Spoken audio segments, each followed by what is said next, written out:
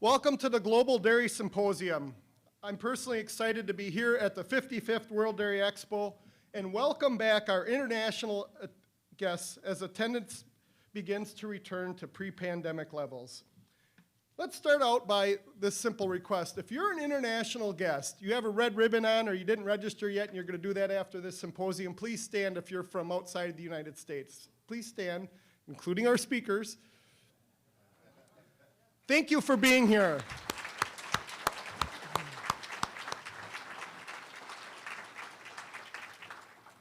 You truly put the world into World Dairy Expo. I'm Geiger, and I'll be moderating the Global Dairy Symposium. For the past 27 years, I've been on the editorial team of Hoard's Dairyman. From 2019 to 2022, I also served as the 65th president of the Holstein Association USA, the world's largest dairy breed association. And most importantly today, I bring you greetings on behalf of the fellow board of directors and our president, Bill Hegman, president of the board of directors. Bill's in attendance. Please stand and wave for the audience.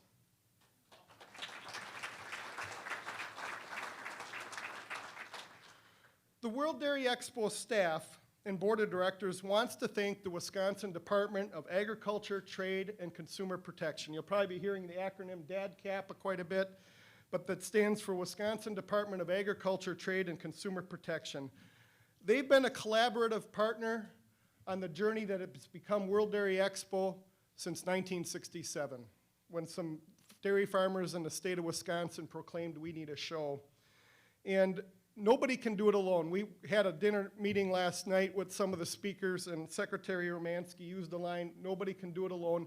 And we've been on this collaborative journey in a very unique show that's really a nonprofit organization to bring about education, learning, a cattle show, a trade show, and to bring together conversation around the world to lift up the dairy brand. And that's really what we're going to be talking about here today at the Global Dairy Symposium. With that being said, it's my distinct honor to introduce Secretary Randy Romanski, who's Secretary of the Department of Agriculture, Trade, and Consumer Protection. Secretary Romanski has been a strong supporter of agriculture, and we appreciate Secretary Romanski and the entire DATCP team that put this program on. They developed the vision and the leadership for bringing about the Global Dairy Symposium. And as chair of the World Dairy Expo Education Committee, I'm so glad these are the kind of events we want to develop and lift up. So with that, I truly want to invite and welcome Randy Romanski to the stage.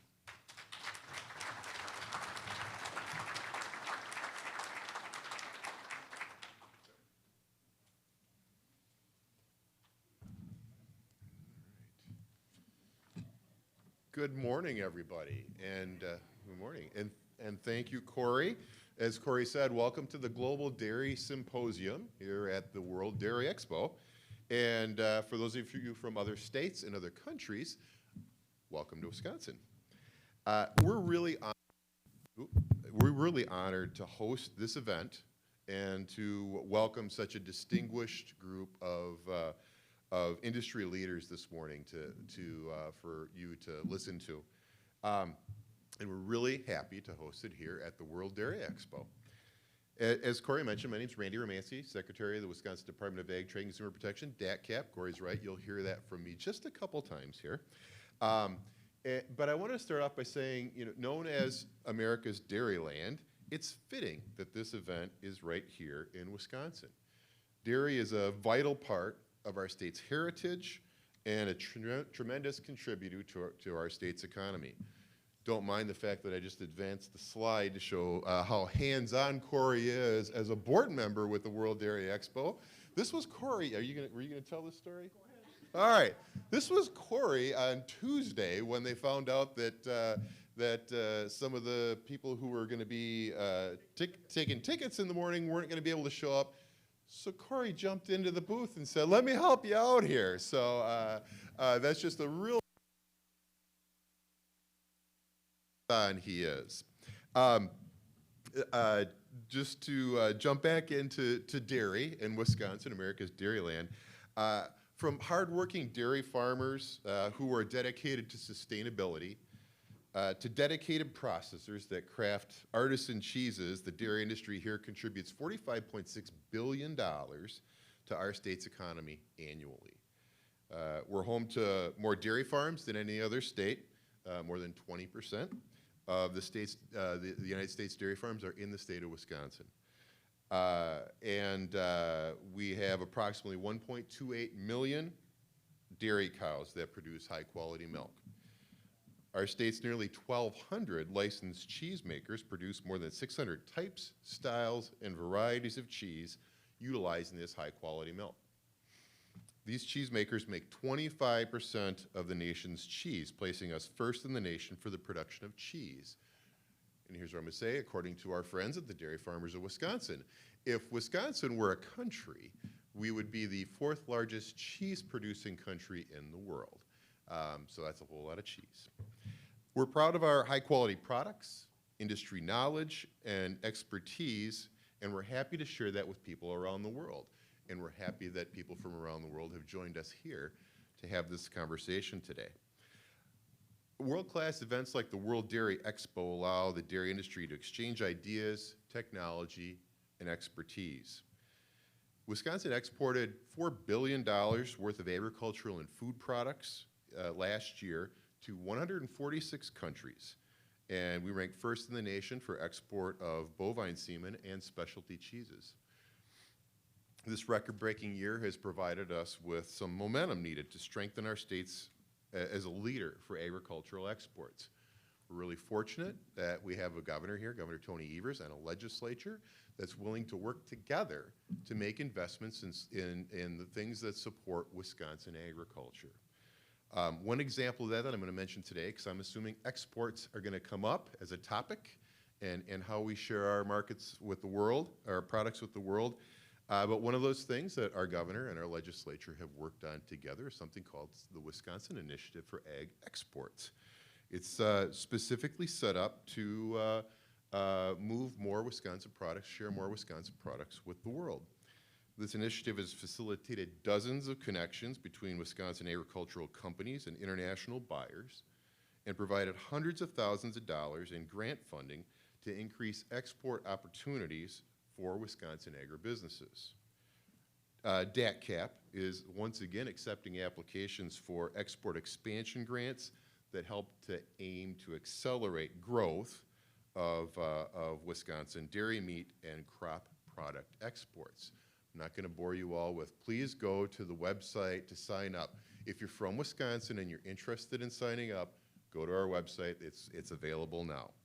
Speaking of DATCP, like Corey, I do want to thank the DATCP staff and our very small but mighty team with the International Agribusiness Center for creating this opportunity for us to be part of this conversation today.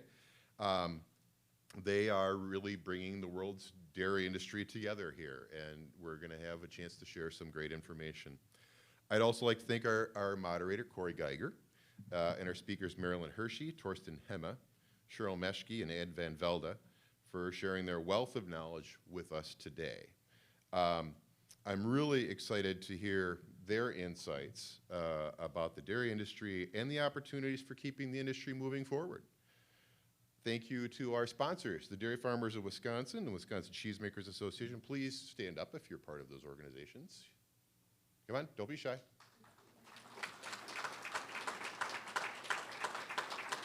All right. Yeah, so thanks for helping make this symposium possible. And last but not least, thank all of you for being here to be part of this conversation today, for committing part of your morning to learning more about the dairy industry. Whether you're a dairy farmer from the Netherlands or a dairy processor from right here in Wisconsin, Cheryl, we're gonna let you have that. Or anybody else who's part of the industry, please accept our appreciation for being part of today's conversation. You all play a critical role in making the dairy industry so strong across the world. So I hope you enjoy today's program, and I wish you a productive and exciting ending to the World Dairy Expo for those who are going to be sticking around to the end, and I hope you do. With that, I'm going to hand it back over to Corey, but thanks again for being here today, everybody.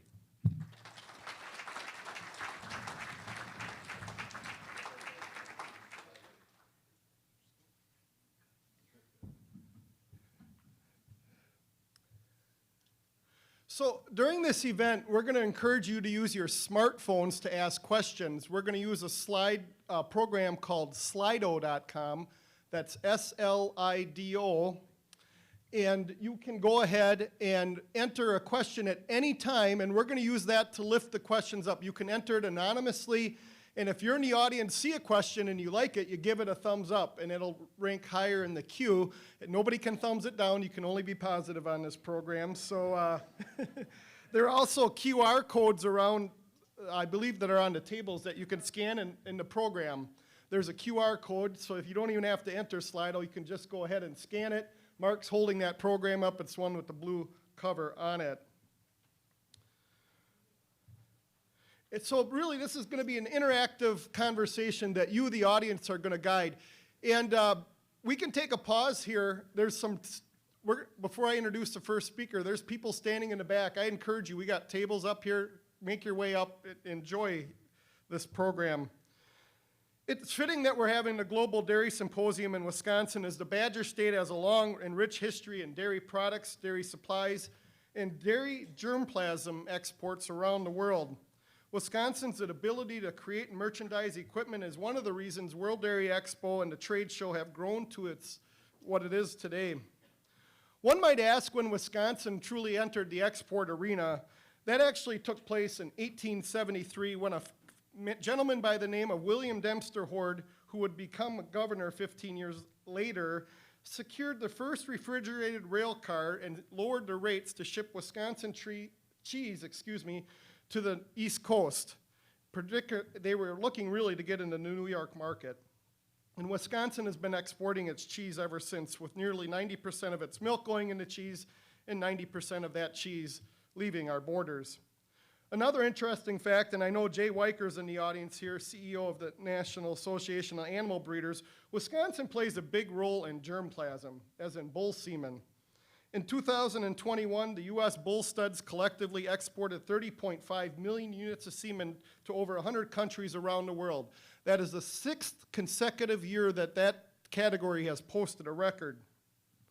And these are numbers that I'm quoting from a few years ago, but about 2019, nearly 2/3 of that germplasm came from the Badger State. So you see this picture on the screen. How many of you are NFL football fans? Yes. Some of you would know a quarterback, a legendary quarterback named Peyton Manning. And when Peyton Manning's at the line of scrimmage, he yells out, "Omaha, Omaha, Omaha," and his entire team instantly knows that there's a game change. At 7:05, I came to World Dairy Expo early Tuesday morning. I was going to go about my daily business, and I turned around and saw something happening that I never witnessed in my professional career. The cars were backing up already outside the gates, and I texted our new general manager, Laura Hirschlub, who was getting ready to take the governor and the secretary around on the grounds here, and I said, "We have something we need to work on real quick." And we went down to the gate, and within 15 minutes, Laura was there, and fast forward, Laura and I were taking tickets till 11:15. And it's just profound. When COVID-19 entered our lexicon, all of us have been resilient in here. We've learned to pivot, and dairy has helped each other out. And so 3 people had called sick in one gate, and another 2 people called in sick at another gate. So we were at 40% and 60% capacity of ticket takers. We obviously resolved that on Wednesday morning. So then we had another Omaha moment, and a few days later we learned that Krista Harden, who just came back from a trade mission to Chile, had a family emergency. And knowing that family is so important to all of us in the dairy industry, Krista is attending to those matters at home, and I personally want to keep her and her family in my thoughts and prayers, and I encourage you to do the same. So as I was thinking the words Omaha in my brain, we had an Insta huddle, and I'm like, oh, there's this Philadelphia Eagles fan here. They're 4-0. She was on this trade mission in Chile, and she knows this topic just as almost as well, just as well as Krista Harden. She can speak on different topics than Krista can, but many of the same. And the Dairy Management, Inc., the umbrella organization for the national checkoff, breathed life into U.S. Dairy Export Council in 1995. And Marilyn Hershey is the chair of Dairy Management, Inc., and so I welcome her to the Global Dairy Symposium. Marilyn is a lifelong dairy farmer who is actively involved in the on a daily basis in her family's Our Joy farm in Cochranville, Pennsylvania, with her husband, Dwayne. What I appreciate about Marilyn is not only her strong work ethic, but her ability to take a rather large topic, break it down into smaller pieces so the rest of us can join the conversation and help create a win for dairy. As I said, Marilyn's not only a dairy farmer, but chair of DMI. And so let's welcome Marilyn Hershey to the Global Dairy Symposium.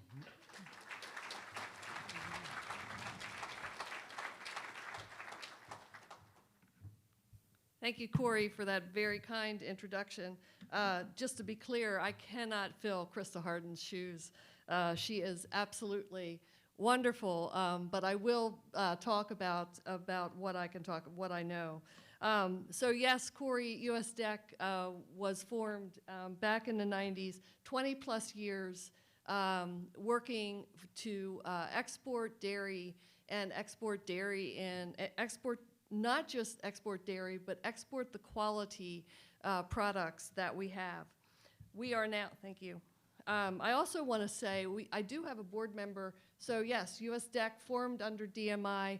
The DMI board is kind of an oversight of USDEC. USDEC has its own governance. But Connie Seefeld is one of our board members. Just want to give a shout out to her. I'm not sure if any other board members are in the back or not. Wave your hand if you are. But you know, USDEC is a team. It's a team of all of us coming together. So why is it important for us? It's important because 1 out of 6 tanker loads in this country leave the borders of the United States. It's important because other countries and a lot of people outside these borders need that quality protein, and it's critical for people's diets, the health and wellness of diets outside these borders. And we have that quality protein that can be shipped. Also, we want to grow our dairy business. We want to grow. We also want to sustain as farmers. We want to sustain that family farm. We want that family farm to continue on. And it's all very important reasons for us to make sure that USDEC has solid feet on the ground. This past week, as Corey mentioned, we took a farmer mission trip to Chile. We try to every year. It doesn't always happen. In COVID, we skipped a couple years, but we try to take a handful of farmers from the DMI board and visit other countries that we are involved in with USDEC. 2 years ago, we had a mission trip to Dubai. Corey was along on that trip as a journalist to cover that mission. Dubai was a very different market than Chile. Dubai has 90% of the food that comes into that city is imported. And so there's huge opportunities, and we have a very large market share there. Chile is a different mission, as we found out, and a lot of opportunity there. So we had a handful of farmers that were on that trip. Things that we do, we try to focus on when we visit other countries. Retail is a big one. So we will visit to retail stores. We build relationships with our employees that are on the ground there, and also build relationships with potential buyers. One thing we started doing in the last couple years, as we look at how important influencers are in our promotion, we connect with the local influencers that are in that country. So here you will see pictures of us with a handful of influencers that have a strong presence in Chile, and with the combination of influencers that were there were more than 1 million followers. It was like 1.5 followers that were represented with that group of influencers.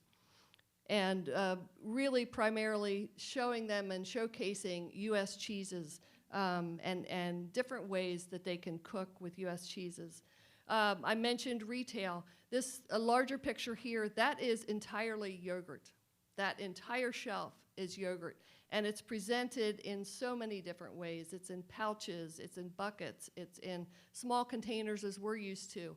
But you know, it just goes to show there's many different ways that dairy can be represented, not just in the ways that we know here in the US, but when we are talking about exporting products, we have to look at each country. How do they want dairy? How do they want to see dairy? How do they want to use dairy? And so it's not necessarily us taking our product and asking them to conform to the way we have it, but it's us knowing and understanding what does that market need and how do the consumers in Chile want to see dairy. We also had an opportunity to visit a culinary school. That's another way we have been focusing at US DEC and working with kind of preparing that next line of chefs to understand the quality U.S. cheeses that we have to be able to cook with. We want them to know that we have some quality U.S. cheeses. And you know, it's interesting, you look at, I'm just gonna mention briefly, you know, you look at Wisconsin, a lot of small cheesemakers in this country. US DEC a couple years ago started finding ways to bring those artisan cheesemakers together so that they can be members of US DEC. So they formed together with a lot of other small artisan cheesemakers, and they can get a membership into US DEC and have opportunities to, even on a smaller scale, get their quality cheeses or artisan cheeses into other areas. Also wanted to mention we signed an MOU with the Chilean farmers. We had a meeting with the farmers, the farmer delegation, the farmer leaders in Chile, and were able to sign an MOU of understanding. And so a couple things in that MOU, ways that we can work together as farmers, as countries, ways that we can work together internationally on an international level. You know, when you look and understand what is being communicated at the FAO and at the UN, we really need to come together with these other countries that are like-minded and really have a value for livestock production, livestock agriculture. And so that was one of the reasons with our sustainability messages, we came together and signed an MOU. Want to talk just very briefly about SAMA. So SAMA is Sustainability and Multilateral Affairs. So a couple years ago, understanding and knowing that the global message and the importance to share that, to amplify our U.S. dairy voice and what's happening in U.S. dairy, to make sure we're telling our own story as opposed to other countries telling the story for us. US DEC decided to join a team together and really focus on that US message and focus on making sure that the sustainability message is getting out there.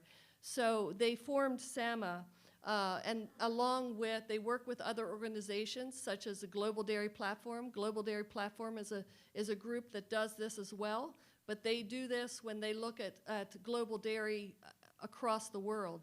And so SAMA is really focusing on the U.S. message and making sure that dairy organizations such as, you know, when we're looking at the UN and talking about going to FAO and talking about U.S. dairy, telling them how important our family farm is. It was interesting to me when I first started becoming involved in Global Dairy Platform, and visiting those other countries and visiting Rome and going to the UN, understanding that the message that they were receiving, the thought that they had about U.S. dairy was not positive. In their minds, they had in their heads that the U.S. dairy were the ones that were killing the planet. They were the ones that were, you know, all factory farms.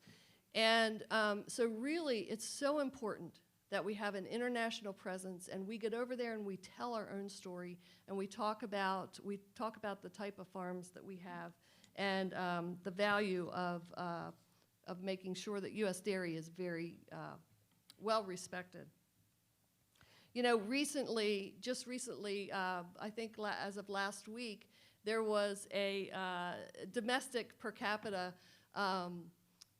report that came out. So we just found out that we have again broken another record. So 667 pounds per person. That's how much U.S. consumers are eating, 667 pounds per year per person. And it went higher than it was last year. And and cheese is a huge part of that. Cheese is a really large part of that. So, you know, when we think about, and, you know, our country's not unique in that way. Other countries are also growing their per capita consumption, and especially as middle classes continue to grow in other countries, we have opportunities, we have a lot of opportunity there to showcase and sell our U.S. cheeses. There's a growing demand for protein. And the high quality protein, you know, I mentioned that before, but that high quality protein, it needs to be in people's diets, and people are understanding that that's an opportunity for us. And it's an opportunity for us not just with cheese, but other whey protein products as well. So just to end is, you know, the U.S. exports, there is a very strong path. We have for growth. We're constantly looking at new markets and new ways. You know, for quite a few years, we only focused on China and Southeast Asia. And when COVID hit, we had some issues because of the trade barriers and the trade issues that were coming up. And so we had to really learn to pivot, to find, you know, when there's trade barriers, you know, it would have been easy to say, well, we can't market right now, so here we sit. But you have to find ways to be able to market that 6th tanker load of milk, because you don't want it sitting here. And so really had to learn how to pivot and find those new markets. We have more employees on the ground in Southeast Asia and in Middle East, North Africa, are areas that we're really focusing on, areas, and as well South America, places that we know that they are going to need, because of the population, they're going to need more. But we really had to figure out, how do we pivot? How do we look outside the borders? And I know US DEC, there were challenges when COVID hit. Huge challenges with port issues, and ports were backed up and stuff wasn't getting moved. And so I know that there were a lot of challenges that needed to. It is better now with the ports, but really an area that US DEC had to focus their attention to. So employees on the ground, I want to say, key for us as we look at those new markets, and also looking at the logistics on how to make sure that that our product, our U.S. product, is being moved. I do want to clarify too. I know. Just want to make sure you understand, US DEC does not have cheese to sell itself, but it is that middle person that helps the cheesemakers here in the United States find the buyers in other countries. So I know sometimes that it kind of gets lost in translation, but just wanted to be clear on that. So thank you. Corey, I'm not sure, do we take questions now or later at the end? All right. Thank you very much.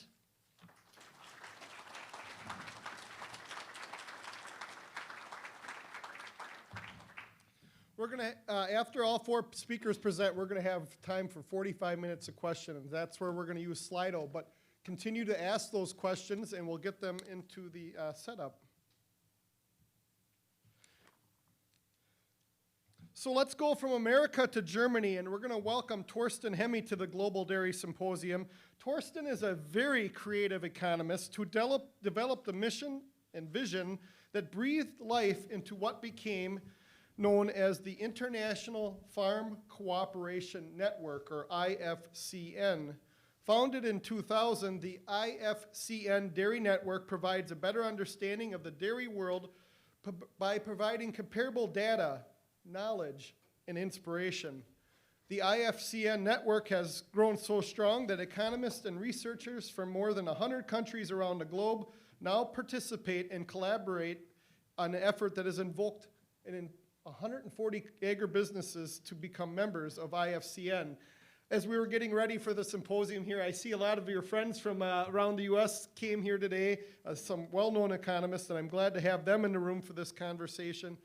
Torsten is not only the founder of IFCN, but he also serves as its CEO to this very day.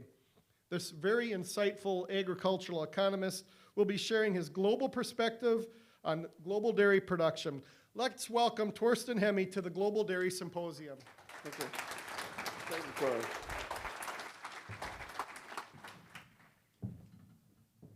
Good morning, ladies and gentlemen. It's great to be in person with you here, and I deeply enjoy that. And the reason why I'm standing here is driven by US dairy genetics. My family farm used eugenetics in the early 70s. We had wonderful cows. We moved from 20 cows to 80 cows, and they financed me into going to university. I was the first guy in our family going to university, and dairy and US genetics made that happen. That was an applause.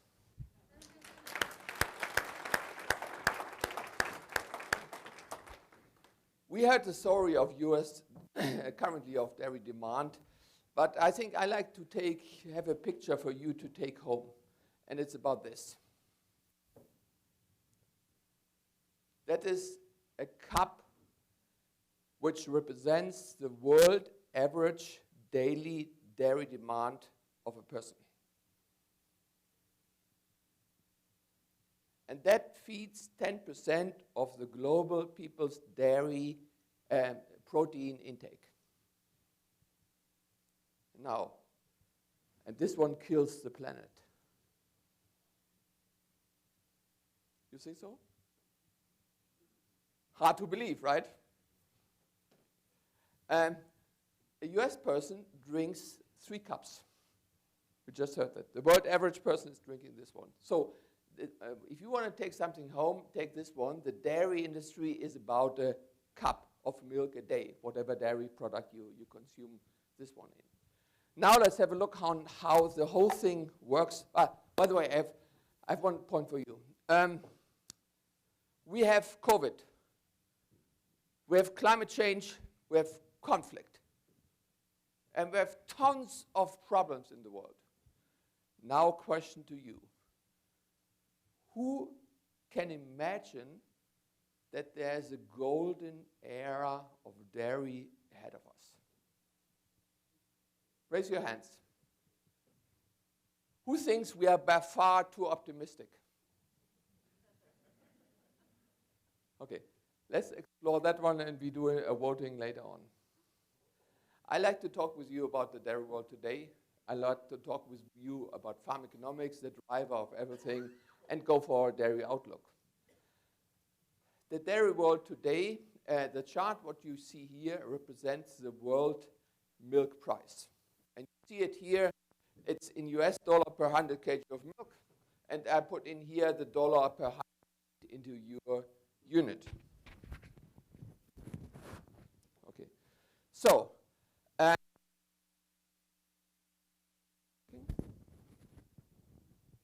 is good enough? Yeah. Okay.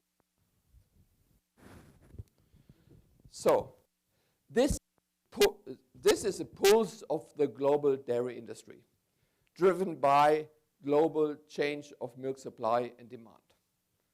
And it's driven by the cheese price, whey price, whole milk powder price, butter price, S&P price, and so on and so on. And we blend it into a farm gate indicator. Very simple.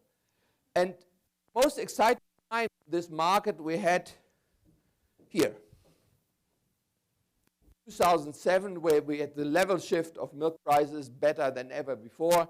And since then, we had a very boring time because the world average milk price didn't change. It stayed at around $17 per hundredweight. Of course, we had a lot of volatility you see here, and currently we have something new coming in. and is a record milk price.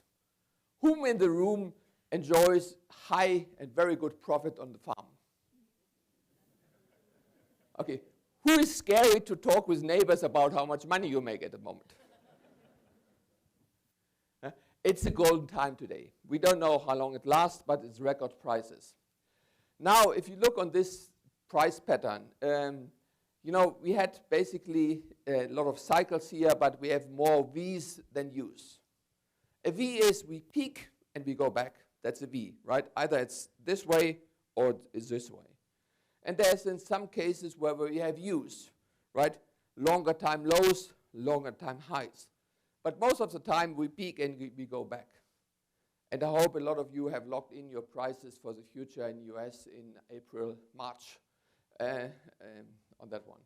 Now, what do we need to learn here as well is the driver for these prices is global supply and demand change, number one. Number two, the volatility will be there in the future, and dairy will remain the most volatile commodity among agriculture.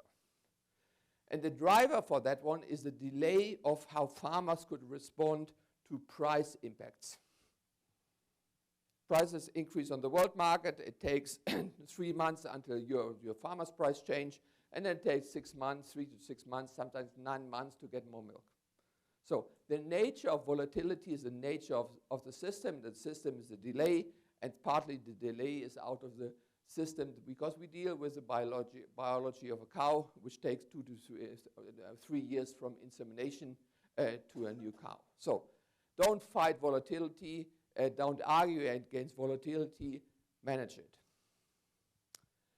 Now, you have great economists in that country, and you have class 1 and 2 and 3 and 4. You know, I offer you here a more simple version. Look at the world market prices and look at the national farm gate milk prices, and you see as a net exporting country, the milk price you get as a farmer is driven by this red line. There have been only a small number of exceptions in US. So blue line US milk prices, that was here, where you have been so lucky. Your fat price was disconnected from the world market and you didn't suffer like all other countries in the world. But the world milk price drives your milk price. And the difference here between Germany and US is Germany is following closer because Germany has a net surplus of 15%. Self-sufficiency of milk is 115%, US is 105%. So if US moves to 115%, your milk price structure will look like Germany. That's also, don't fight it, it's the nature of the game. So the good thing is the red line is an early warning indicator for your price because it runs 2-3 months ahead of your price. The second thing at the moment, you know, we have Germany high prices, where in US you have peaked and you're going down. At the moment, your cheese is much more competitive than EU cheese. Because this farm gate price is 80% of the cost to produce a kg of cheese. Yeah? And you see this milk price intake is either it's a benefit or it's a burden for you gaining export markets. Now, I have a map for you, and I saw that Mark Stevenson wrote in Hoard's Dairyman a nice article about surplus deficit of milk in the US. We have this map for global. So green are regions which produce more milk than they need, and red are regions who produce less milk than they need. So if we, Randy, if you take your example, taking Wisconsin as a country, you are a world-leading dairy export country. A lot shipping to Chicago and other countries, but the net export volume of Wisconsin is half of the EU. Right? 2 Wisconsin equals 1 EU, and EU is the leading dairy exporters. 1 Wisconsin is half of New Zealand over here. So, and once you are in this green region, there's no way to escape the dairy price roller coaster because the commodity price drives your market price. Now, the question is, when I visited the US about 10 years ago, people asked me, where is the new Idaho? Yeah? Well, Everyone in the world is asking that on a global level. Where's the new Wisconsin? And we just talked about 10 million tons of milk. Yeah? And we need about, to feed the world, we need another 20 Wisconsins in the next 10 years. So, now, do you know this guy? Who knows this guy? Yeah? Marcel, who is that? It's Tony Peterson, a Swedish guy. Has anyone seen this guy? Yeah? No, okay. You know, this guy was bought for the Super Bowl an advertisement for 30 seconds. And he was singing a song, which I tried to recap by saying, it's like milk, but made for humans. No cows, no cows, no cows. These guys are strong. And he's riding on the message which sells so fast. You know, dairy is bad for the animals, dairy is bad for the people, and dairy is bad for the planet. 3 times loose. That sells. So this is the biggest enemy on your dairy demand over here.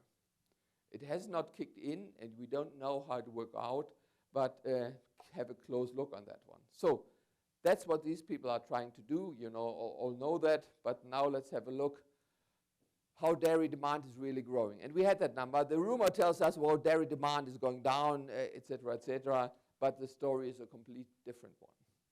You see here on the chart is the global demand growth of dairy in milk equivalent, and you see we are on a growth rate about 2 to 2.5%. And we have 2 major growth drivers. The first one is more people. 1 Germany per year more, 80 million people on this planet every year. And the second thing, people move from that cup to a cup with a little bit more full, so that they drink more milk.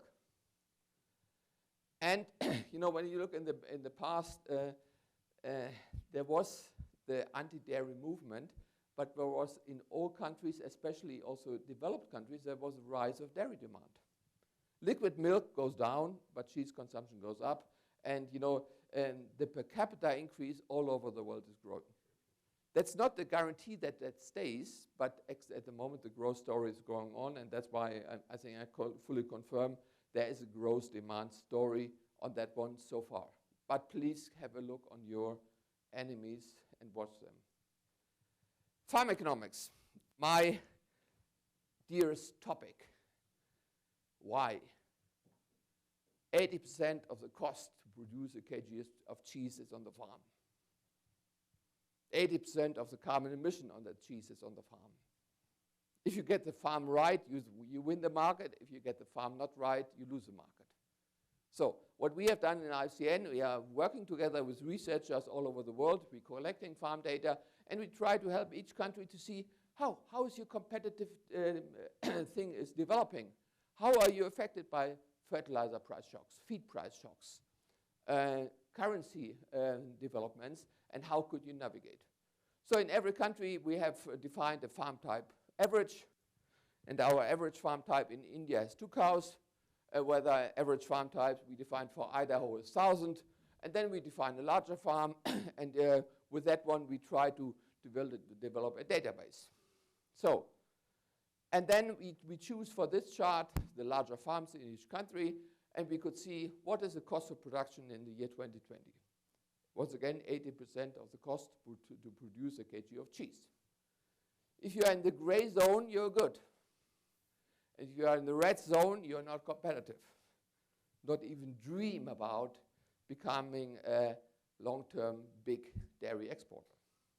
If you are in green, huge opportunity, because your cheese will be significantly cheaper than in the gray zone.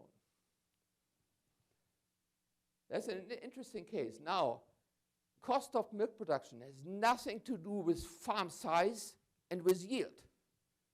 We can have a 1,000-cow dairy here with a similar cost than a 10-cow dairy here. Surprising, right? Good. So this was 2020. And what we observed, I choose here now a farm, a cost of 2 farms, New Zealand 400 cows, Idaho 2,600 cows. The bar is the cost, and the dark blue bar is the cost of the profit and loss account, and the light blue is the cost calculated for family labor, your own land, and your own capital. And the dot is the milk price. And what you see is we have somehow quite stable costs over here, and now in New Zealand costs are rising. Costs will rise all over the world, but the costs rise in Idaho much faster. More compound feed, more purchase feed, and your currency is working against you. Yeah.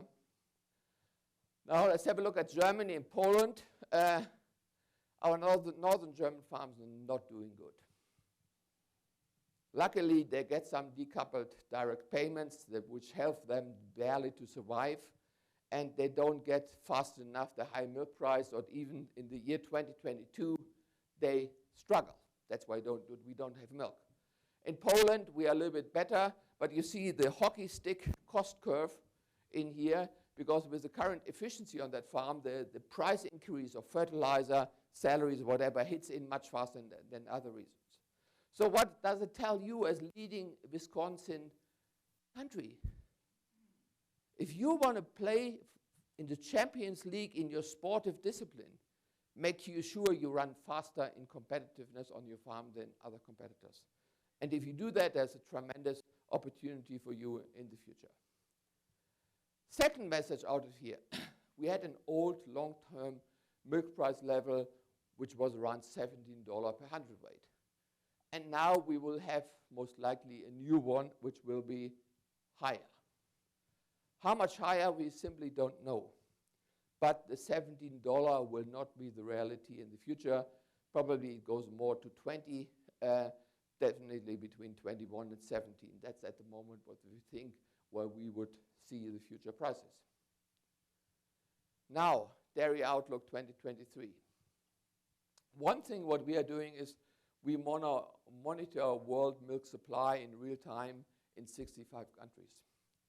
And the biggest driver for price volatility is supply change, not demand change. Demand looks much more stable. Supply chain is a driver for price volatility. And you see here now, in the old times, normally we are growing 2.5%. In bad years, we go 1%, and we had 3 months of bad times. New reality now looks that we have more than 8 months bad times. And if you look on that one, if we take out India, Pakistan here, we have 14 months no growth of world milk production. That's why we see record prices. I skipped that one. I think you have enough bright people here. Long-term outlook. Long-term outlook is always uncertain. And you need a scenario approach. And the scenario approach is first you define what are the biggest drivers for my future, what is number one, what is number two. And then you build a matrix. So we define the biggest driver for a dairy future is how much people like dairy as a product. If they like it, we are good. If they become vegan, or please consider also this one, if we reduce feed waste by 2% per year in dairy, there's no demand growth for the next 10 years. And we have a lot of food waste in dairy. Yeah? So this scenario. Second scenario, politics. Good politics, good economics, peaceful. Then we are here. Currently, we are moving here. Not good for dairy, because people at a certain point can't afford it. In the last 20 years, we have been on the bottom right. People love dairy, and we had relatively stable economic conditions. That's scenario one. Scenario two is what we call rich and picky. The people don't like dairy, even though they have the money to buy it. Generation Z. Yeah? Any vegan person in that room? Any lactose intolerant person? Any tested lactose intolerant person? Are you tested? Good. So Then on the left corner, this is income restricted. The people love dairy, but they can't afford it. Dairy protein is a luxury product. And this one is a stagnating and shrinking dairy industry. So when you do long-term forecasts, it's important to know this matrix and then know once you move from one scenario field to the other. What we are doing once a year, and the last time we did that in February, we sit together, we go for the pro-dairy scenario, and we simulate how the dairy world looks like in this scenario as a baseline. And the results are quite good. We think world demand will grow by 21% in the next 10 years. That is 2 times the US. So we need to build in the next 10 years a dairy industry of 2 times the United States or 10 times New Zealand to feed the world with dairy on that one. That's big. The driver is we add 1 billion people on the planet, and people will increase their per capita consumption 9%. So it's a little bit bigger than the glass in 10 years. There will be significant growth of trade, but most of the milk consumed will be produced locally. Even though 15 million tons additionally, that is 1.5 times what the milk surplus of Wisconsin at the moment. We think we will have less cows. And we think even without any implementation of carbon activities, just by the increase of yield, carbon emission per kg milk will go down naturally by 13% per liter. Good news. This is how we think the milk surplus deficit can look like in the year 2030. And you see here how the net export of key regions have developed. And what's quite interesting over here, the blue line is New Zealand. They had a golden time, but we don't think New Zealand net exports will grow. Western Europe had a golden time, and we think with our baseline assumption, without implementing the policy of the Green Deal, because it's not specified, and there will be growth of net exports, but the biggest growth of net export we expect from the United States.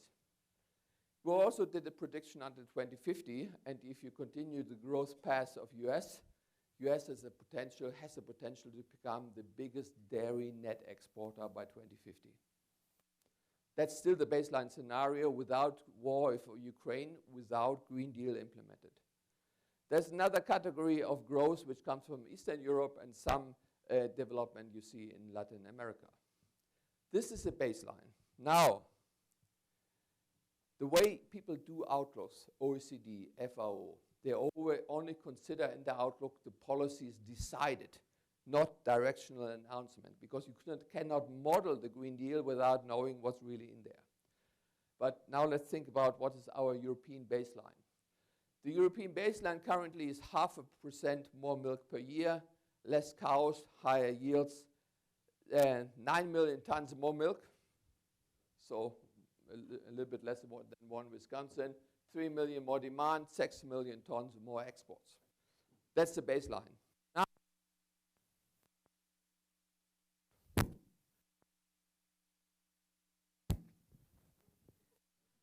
if we start to think about a scenario where we decline milk supply in Europe by 1% per year, this export volume is gone. Europe will become self-sufficient in milk, which is basically also an aim, I think, of our politicians. Why shall Europe feed the world with the resources we have? So that would be a tremendous shift of world market price of milk and will open up opportunities. The question then, what other green bullet, or will India fill the gap? Yeah, that is the big question of the future. I have other scenarios. We are not that certain how much the net export potential of New Zealand will remain on that level. We need to prepare in the next 10 years for climate disasters. And climate disasters hit in semi-arid areas first. So California, Australia, parts of China, and in the next 10 years, count in at least one or two. And if there's a fight for water among people and dairy, why shall California export dairy product and export its valuable water? To win that fight in a political debate is pretty hard. Summary. Please look on the facts, not the rumor. And people love dairy and demand is growing. It's not a given and safe future. It's still an uphill battle, but at the moment things still look good. 3 minutes, very good. Outlook 2023. We are living in extremely bizarre times. Probably the most bizarre I have experienced in my last 30 years. So put smart people in your market and business intelligence to make that as a benefit for your farm, for your country, for your dairy plant, and have the best one on board. For 2023, we see two possible scenarios. The one thing is we see prices skyrocketing in 22 and coming back to a level of 21 and maybe stabilize. A lot of the futures are believing that, a lot of economists are believing that. Our models are also going in this direction. But there's a second scenario, and the second scenario is the following. High milk prices with a delay of 12 months activate all over the world milk supply, and the supply growth kicks in when the economic depression drops dairy demand. And then you move into a milk price level of $13. And you close a 3-year price cycle starting in 22, 23, and 24. That would be nasty. There's a certain risk that that's going to happen. Dairy outlook. In the baseline, dairy demand will grow 2 times the US today. And I think there's the golden area. But my biggest concern is the US ready for that? Are you really ready for that? To move from a self-sufficiency of 105% to 120? No one in the world understands the word federal milk marketing orders.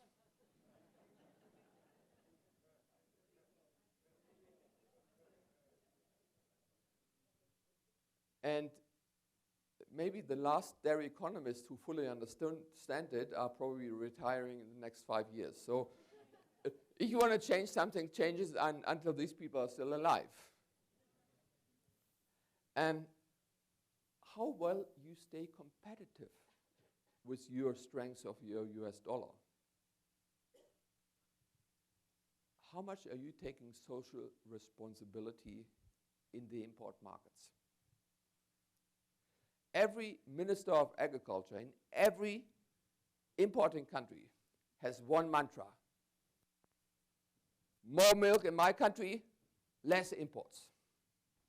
And I tell you, they win election with that.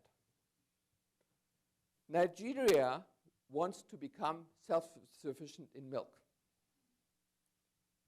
So now, for Europeans, Nigeria is the biggest market. What is the strategy to make imports happening and self-sufficiency growing at the same time? Every importing country will expect from you as dairy farmers, as processors, that you help the Nigerian dairy industry to develop. And that you start a factory and collect local milk. And with processing local milk, you're going to earn a license to import. That will be the deal. So now the question, how many US companies have overseas daughter companies? That's the biggest challenge. Thank you very much.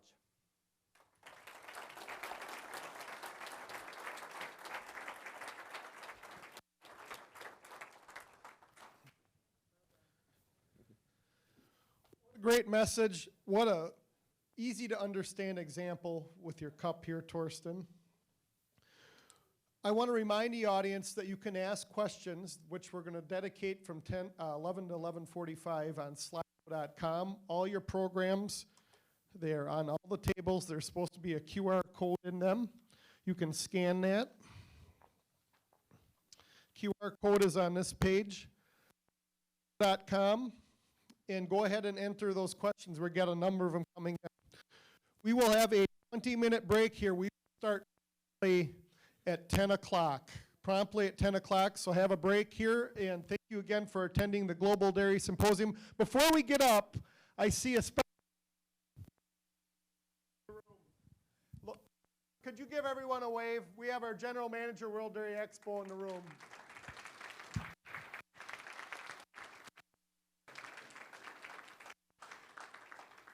Thank you for all that your team and you do to put on this great show.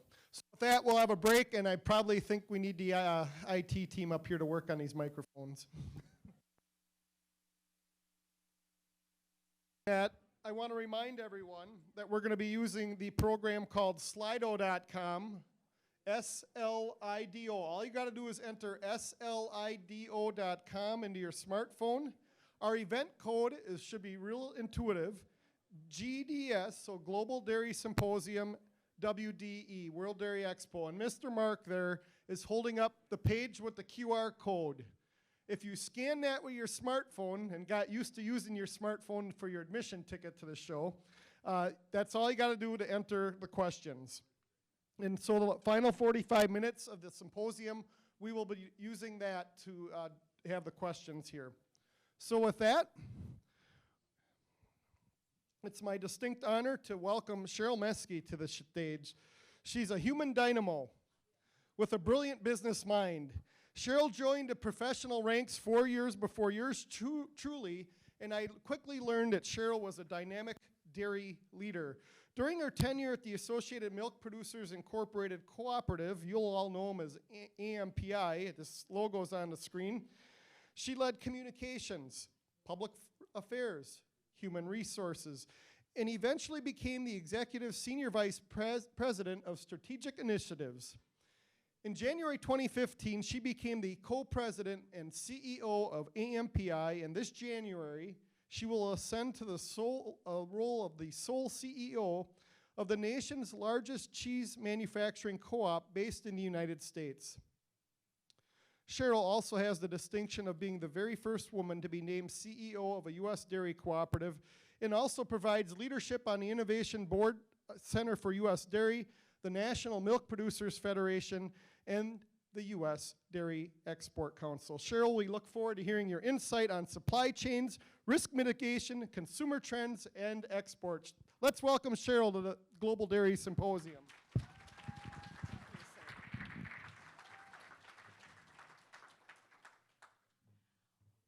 Well, I feel a bit like the hometown girl. I don't have an accent as cool as everyone sitting around me at the table. I sound a little more Minnesotan, Wisconsin. Welcome to all of you to Wisconsin and the Upper Midwest. This has long been regarded as the cheese basket. Have you heard that phrase? And our first two presenters only underscored that, and I'm going to do that even more as the sole co-op person up here, the manufacturing side of the business.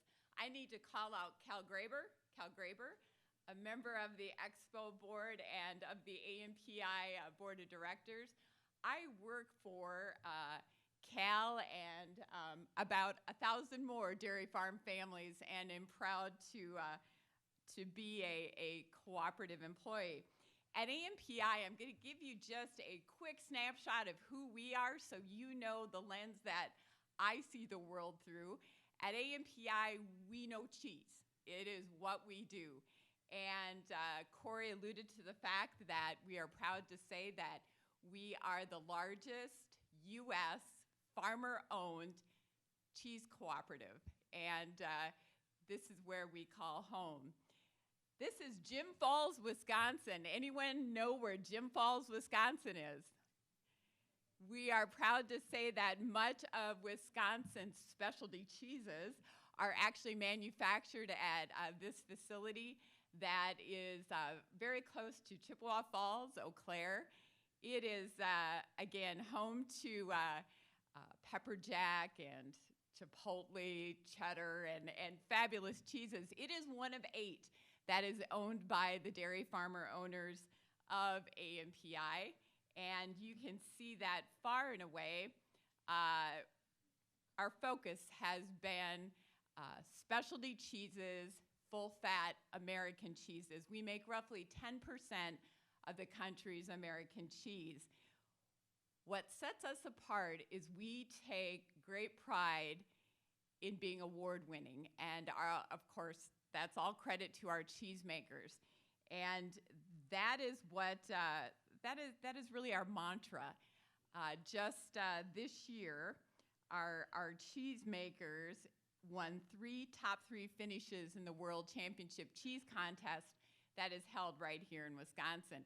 So this is a snapshot of our product portfolio, and you can see that we also do butter, whey, non-fat dry milk, and of course we sell some fluid milk, but far and away, cheese is king. So AMPI, in a nutshell, because we make upwards of 630, 640 million pounds of cheese, we are a private label company. And so many of the most well-known brands entrust us to be the cheese and to some extent the butter, the powder, that they wrap their brand around. 150 brands, and so that really then tells you why our board of directors' vision is we make the dairy products that make the brand. We do own a small brand that I'll tell you a little bit more about, but most of the time we're just proud to be on the shelf bearing some pretty special labels. So for the folks in the audience that are from our global visitors, this is where AMPI ranks as far as cheese in the global market. So we're #1 cheese co-op in the US, but about number 12 in the world. So today, I think this is a really fun theme. Right now, you are sitting in the middle of the US cheese store. Again, Wisconsin, the upper Midwest. And we're gonna talk today about why AMPI and so many US cheesemakers are gearing up to be both the domestic and global cheese store. We consistently ask our customers, what are you looking for? In fact, last year I personally called each of our top 10 customers and really got very consistent answers. And that is going to be the theme of my remarks today. What's going to be even more telling is that those same themes run through our global customers. So availability, reliability, and responsibility. So on Labor Day weekend, right before we were all leaving, I asked some of the sales team, what you doing for Labor Day weekend? Well, one of them was going to Australia, another one was going to Singapore. I didn't share that. I wasn't leaving home. And I think this is very indicative of the changes that we're seeing and the fact that these folks invited AMPI and, of course, the state of Wisconsin and our partners in these dairy shows to come and talk about what's in our cheese store, what's in our dairy aisle. And so here's an example of the Fine Food Show in Australia. This was in Singapore. Again, all products made here in the upper Midwest, and in fact, that case is primarily from Portage, Wisconsin, and processed cheese. So there was, when they got back, we did a bit of a debrief, and we said, what was the most common question you were asked? And both of our sales folks said, it's a question we always get asked when we're traveling globally. Do you have enough milk to make the cheese? And of course, when we're all sitting here together, we think that's kind of an obvious and almost funny question. But I think our friends who spoke earlier alluded to the fact that this is fast becoming the question. Do you have enough milk to make the cheese? So this is a shot from Wisconsin. It almost looks like it could be Ireland, New Zealand. The U.S. dairy industry has the land, the water, and the feed for growing milk production to meet that climbing demand. But let's look at the metrics. I think I'm going to point out some stats that I think are, again, very telling, and I think they were already foreshadowed in the earlier presentation. This is global milk production. And so when we think of our competitors, so to speak, we think of the European Union, we think of New Zealand, Australia to some extent. Obviously, New Zealand, much smaller, but they export most of what they produce. So look first at the 21 total milk production. Then look at the 9-year average, the year-over-year change. And zero in on that line, if you would, while I share some kind of color about that the EU shows an average annual growth of 3.8 billion, the US 2.7 billion, New Zealand 0.3, and Australia a slight decline. But that's not the most interesting part of this slide. Now look at the 3-year average and the trends that we've been watching closely at AMPI and in the US. This is a trend to watch, that the rate of growth in the EU is slowing, an average of 1 billion in the past 3 years. Big change. The US continues to add an average of 2.3, and look at New Zealand slipped to negative. So here's a trend. So when they're coming to us in Australia and Singapore and asking, do you have the milk? Because obviously the next question is, do you have the cheese? These are the numbers that they're watching. So now let's go to that second question, do you have the cheese? This is a snapshot of locations of manufacturing plants, cheese manufacturing plants, and look at Wisconsin, look at Minnesota. We are in the cheese store. So will we have the cheese? Here's some other very, very telling stats. So once again, look at these numbers. In 2014, the US produced 11.5 billion pounds. Now let's go to 2021, 13.7. The next number is surprising. 2025, these are announced capacities, and we are now going to be at 15.5. So as I was kind of growing up in the cheese industry, the rule of thumb was always that there was about 1 billion pounds of cheese produced every month. Well, if you can do the math, that is quickly increasing. And this might be interesting to you that of that, say, billion, now we're at like 1.2 billion a month, about 40% is full-fat American cheese, like we produce in Jim Falls, Wisconsin, Blair, Wisconsin.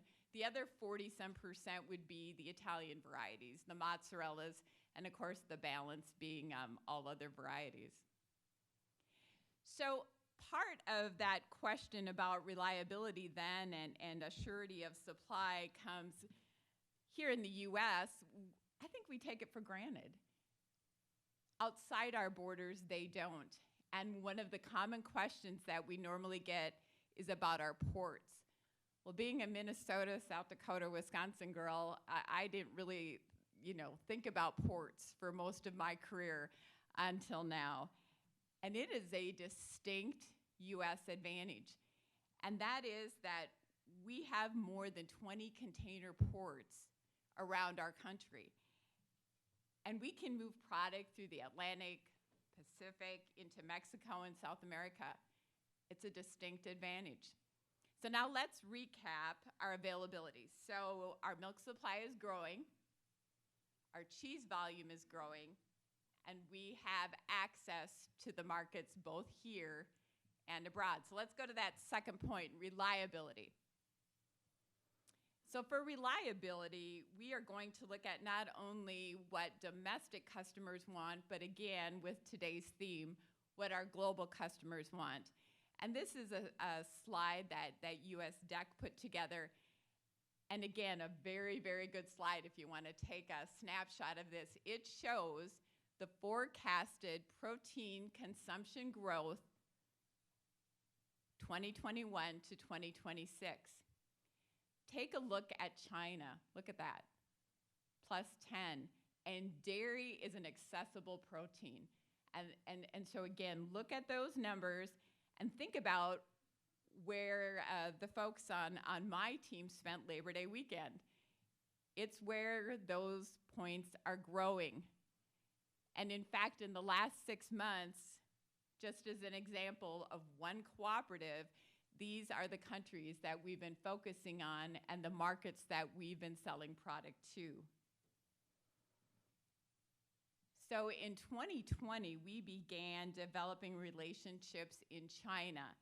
And very proud to say that we've worked with DMI for support, US DAC, and Orange Cheese. Is there anyone from Orange Cheese here? Okay, they are recognized for marketing award-winning cheeses. And we are proud to say that we are now the #1 processed sliced seller provider to China. It's not a big number, but it's growing. If you go to Shake Shack in Shanghai, that's our cheese made in Portage, Wisconsin. And so again, a growing market with much potential. One of the things that we have learned about that market is they like taking pictures of food. They like Instagram, and our cheese not only tastes good, it looks really good in photos, all right? It's a big deal. There in China, we are marketing our cheese under our new Dinner Bell Creamery brand that we unveiled in 2019. And it's safe to say that's a much more well-known brand there than it is here. All right, so when we think about that second request to be a reliable supplier, I also want to touch on this. We are all coming out of the pandemic and facing supply chain angst like we thought we would never see. We never stress tested our portfolios for anything like this. And so bulletproofing your business not only means diversifying a sales portfolio, it also means access to talent, as so many here know, but bulletproofing and being a reliable supplier, automation. And this is a snapshot of a new high-speed shred line that we're putting in our manufacturing facility here in Wisconsin that will do the equivalent of 30 people. And it's not that we're displacing 30 people, it's 30 people we don't have. And so again, all feeds into that question, will you be the reliable supplier? So let's think about wrapping that question up. So to be a reliable supplier, are we building those in-market relationships?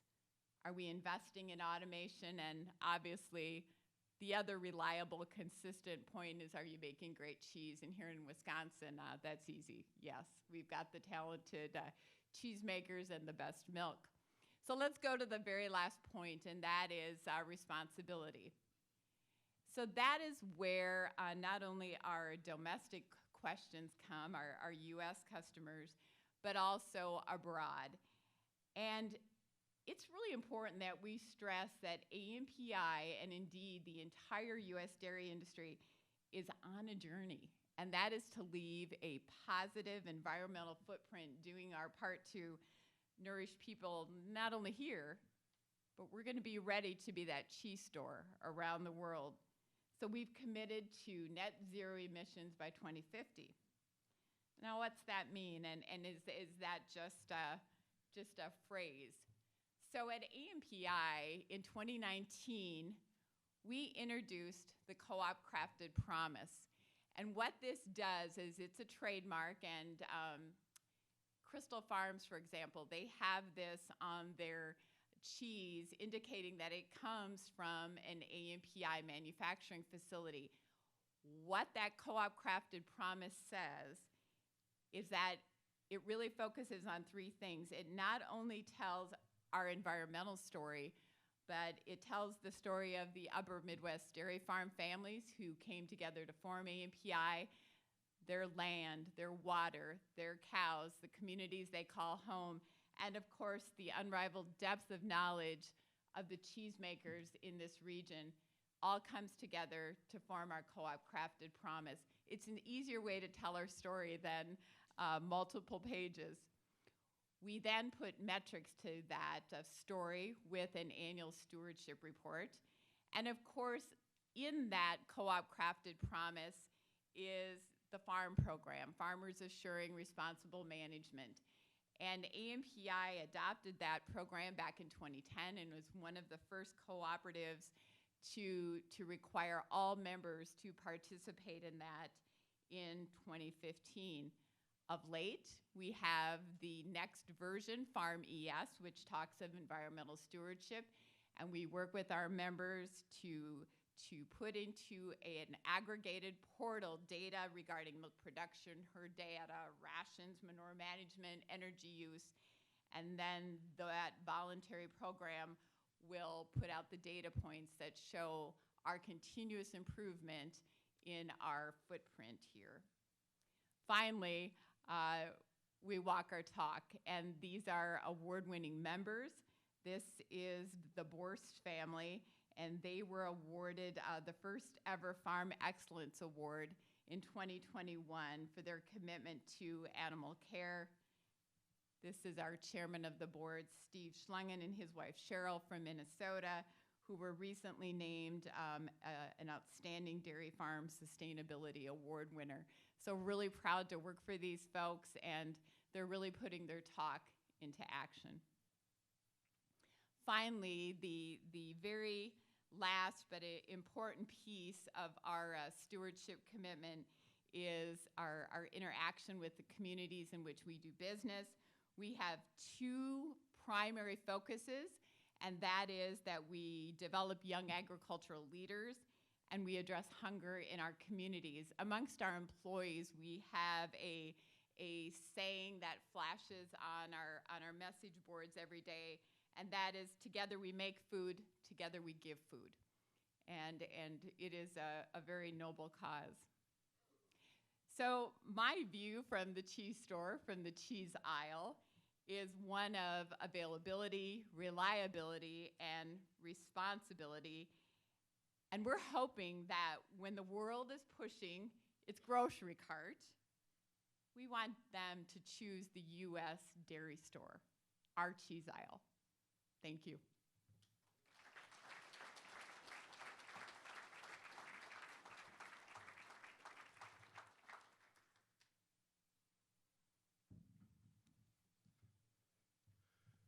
So we have a number of questions in the queue. So if you want to go ahead and look at Slido, and if you see a question you like, give it a thumbs up and lift it up so it's more likely to get asked. And again, that's slido.com, or you can use the QR code in the program. As chair of World Dairy Expo's Education Committee, I cherish working with other talented industry professionals to bring great programming to this international event. Ad Van Velden is one of those great people as he serves on the international committee for this show. Ad and his wife Annette developed Hunsingo Dairy in the Netherlands, a country with many generations of farmers that have faced and overcome various challenges related to the dairy business. As president of the Global Dairy Farmers, Ad knows what drives dairy farmers worldwide. Global Dairy Farmers is the world's only worldwide network for dairy farmers. It's future-orientated and forward-thinking.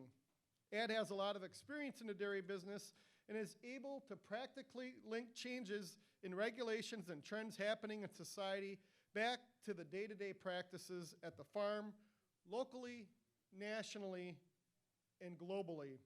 Ad, we look forward to hearing your insight on risk to dairy consumer rights insights, along with thoughts on sustainability and the ESG movement, environmental, social, and governance, as the Netherlands just may be the epicenter.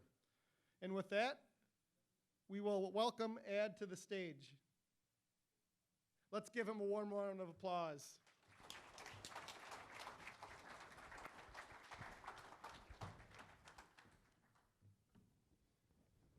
Good morning.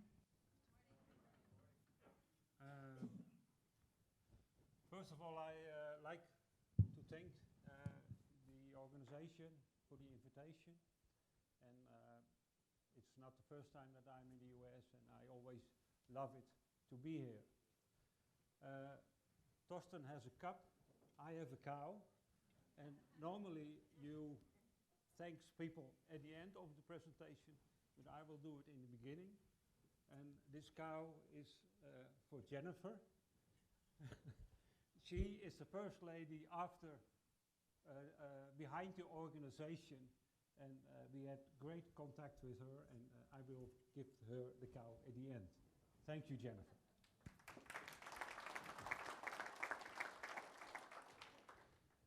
About myself, I'm a dairy farmer, and for many generations already.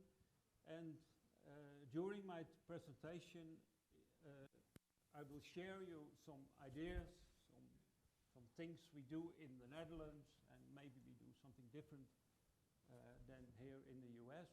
And it's not about good or bad, but it's just for sharing everything. In the middle, I have always started to with my family. Sometimes I forget it, but I will do it now. In the middle is my wife, involved in the farm. On the right side is Peter. He is the next generation on our farm. He's in the room here. Actually, he should present this about the future and so on and so on.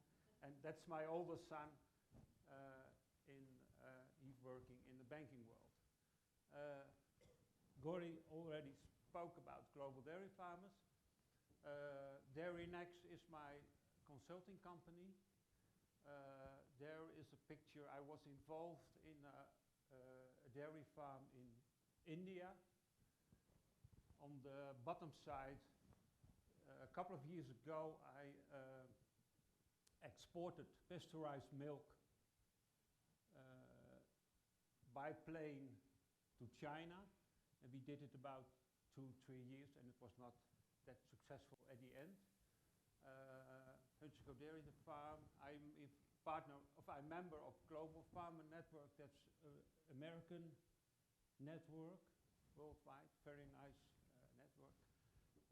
Northern Land Milk is a co-op I set up in 2006. I was CEO of that co-op many years, and it is still successful, and but it is relatively small.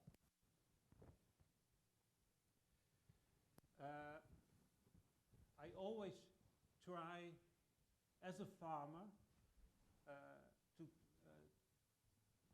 look worldwide, and maybe that's typical Dutch. We are a very small country, and we always looking what's happening in the world. And when I'm traveling, I always, also these days, I always try to bring things back to my farm or to the Netherlands, or yeah. So that's my perspective. And how do I, as a dairy farmer, respond to the developments in the market in Europe and worldwide, without thinking in threats and doom scenarios?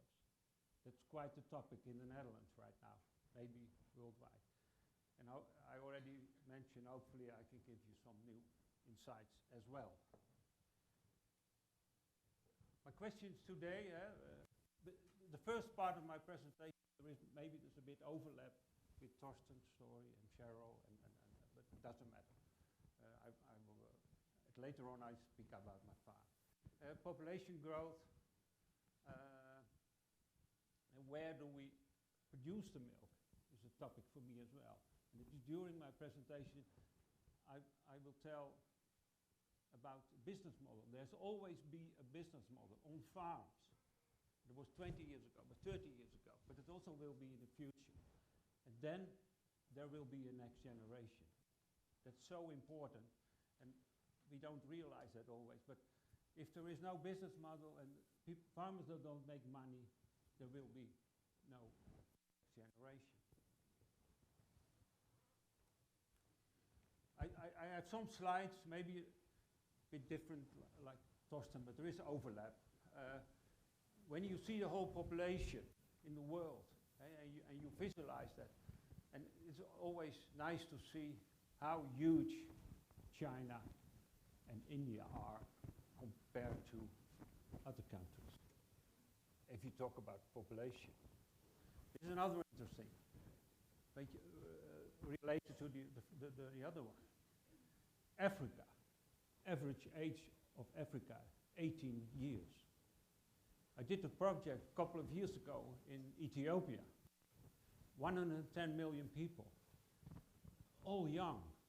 And of course, it is unstable and happening a lot, but they want dairy, they want McDonald's, they want cappuccino. And I think, yeah, we have to realize that. Maybe a little more than Europe, but we have to realize that in general. Here you see the same, especially on the right side. Nigeria, there will be a world power in the future. So many people. And it sometimes just make me dangerous as well. The governments are not always stable, but it's happening. At all, a lot of countries, Asia, Africa. So we have to think about how to manage that. It's already, Torsten mentioned it already, the consumption will grow, but I think it's mainly because of population growth. The four issues, health, wellness, plant-based, indulgent experience, and convenience will be important for consumers as well. This is about sustainability, all kinds of topics around sustainability, and I will speak about it, what we do on the farm on that. This is Nestlé. This is how Nestlé look at the dairy industry. But it's the same with Unilever. It's the same with Danone. So we, as farmers, market, consumers, they're always leading. And if companies like such huge companies as Nestlé, if they want to go this way, then we have to follow. Maybe not, but we have to manage that, the farm. China, India. China will never be self-sufficient the coming 10 years, 20 years. And India, it's a bit different. They produce a lot of milk, but it's very low quality. It's households, and so that is also a challenging market. And they are not importing dairy milk right now, but maybe in the future it will be a market as well. Generation Z, the youngest people, how we can get them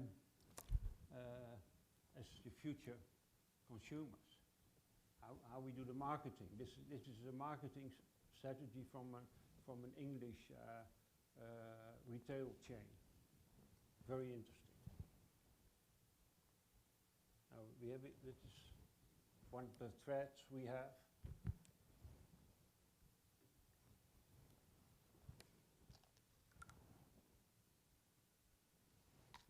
Yeah, we already discussed the milk production has to grow. Sustainability topics will be a topic, and who's going to deliver the milk? I always think, Europe, we produce a lot of high added products, very nice cheeses, sustainability will be topics. Can we grow in volume? No, I don't think so. Now, Oceania, same problem. They farming close to the markets, but they cannot grow, I think. And for the speaker before, we have drought and so on and so on. And yeah, USA, will they fill the gap in the production? That will be a question as well.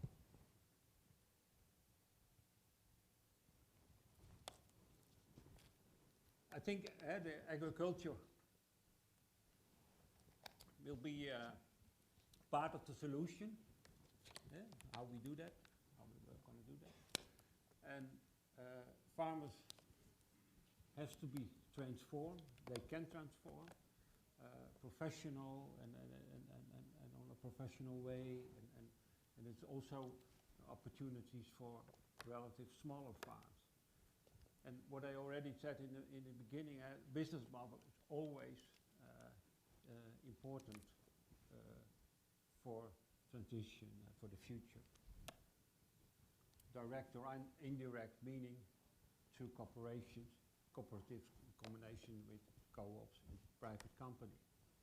That's a bit, the next one is what Nestle wants now is regenerative agriculture an opportunity, or parts of it, or global outlook. We discussed that already. Now about the Netherlands. This is a typical scene in the Netherlands. Cows outside.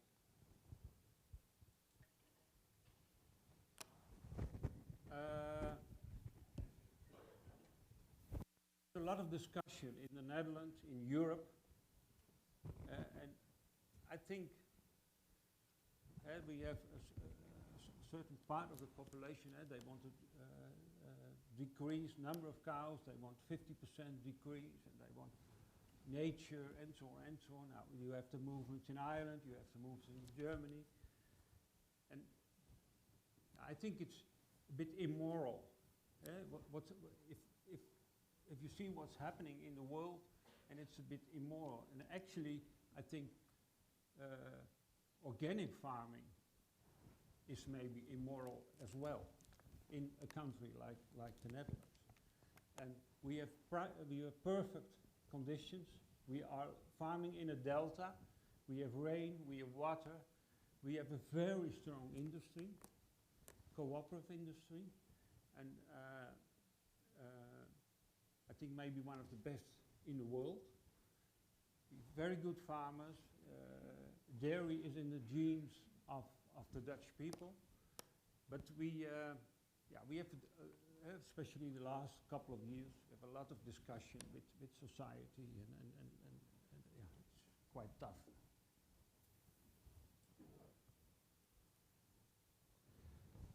This is in a glance, the Dutch industry. The middle one, the dairy contribution to the Dutch trade balance is around 7–8%. So it's an important factor in the Netherlands. Is the future of dairy farmers? I think you have it begins with management, with how you manage your farm, and are you open for innovation or transition? And it's always about good results, top management, top quality milk, crops, forage, and that was 20 years ago, and it's still now. And then you have, if you make money, you have the opportunity to change, or you can develop your farm and to make it future ready. But always we are in the beginning of the chain, and margins are always small, always, everywhere. This is a benchmark, a European benchmark. We are a member of that. And here you see the Dutch group cost price. The top and the bottom, it's 20 cents. 20 cents per kg of milk. Yeah, it's 2 incomes. And that was 10 years ago, and it will be also in the future. And it's also in, this is data from US, from 21. The top 25% of California, and maybe it's hard to read, but there's small margins, very small margins. But in these groups, there are some guys that make a lot of money. But there are, it's always small margins in dairy farming.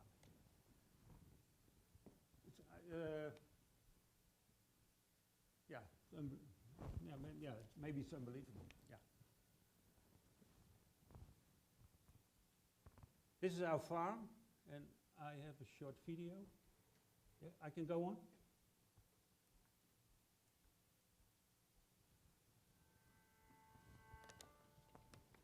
We're farming in the northern part of the Netherlands, very close to the sea. It's a group, no, it's a region with crop farmers, very good soil, 4 robots, 220 cows. We work very close with crop farmers. They grow seed potatoes at our farm, and we grow grass, alfalfa, corn at their farm. It's a very nice region. Sometimes I said this is maybe one of the last regions of farming in the Netherlands, but we never know. Cows are grazing in the summer, milking with 4 robots, almost 25 years.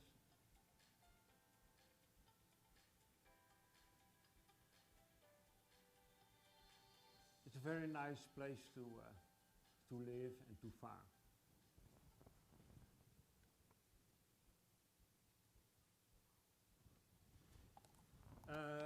We focused on 3 things: fertility, young stock, and roughage. And actually,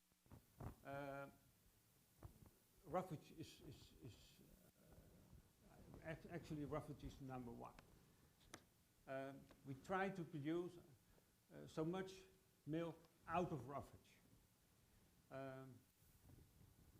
We're feeding fresh grass in the summer, you saw, and we're feeding silage in the winter. Now we try to improve the manure, the adding of the manure with sensors, and if they run out the manure on the farm, they can during the how do you call it? The content of the manure is sometimes it's changing, nitrogen, kalium, phosphate, and during the day or during if he is running on the field, sometimes it's changing a bit, and then he can correct that automatically. And we have maize, especially in summer. We grow maize. Now we feed maize with the combination with the fresh grass, and it's almost possible to produce 30 or 32 liters just out of roughage. Now, and what I think that's for us, that will be the future. We like to farm without a harbor. Of course, we feed some concentrate, but we like to improve the roughage, and we experiment with fodder beets and grass alfalfa mixtures, and we talk about beans and peas and so on and so on. And we like to, that is the focus on it. Young stock, I think if everything is in balance, we feeding pasteurized milk to our calves since 4 or 5 years. If a calf is born alive at our farm, he will never, or she, or he will almost never die.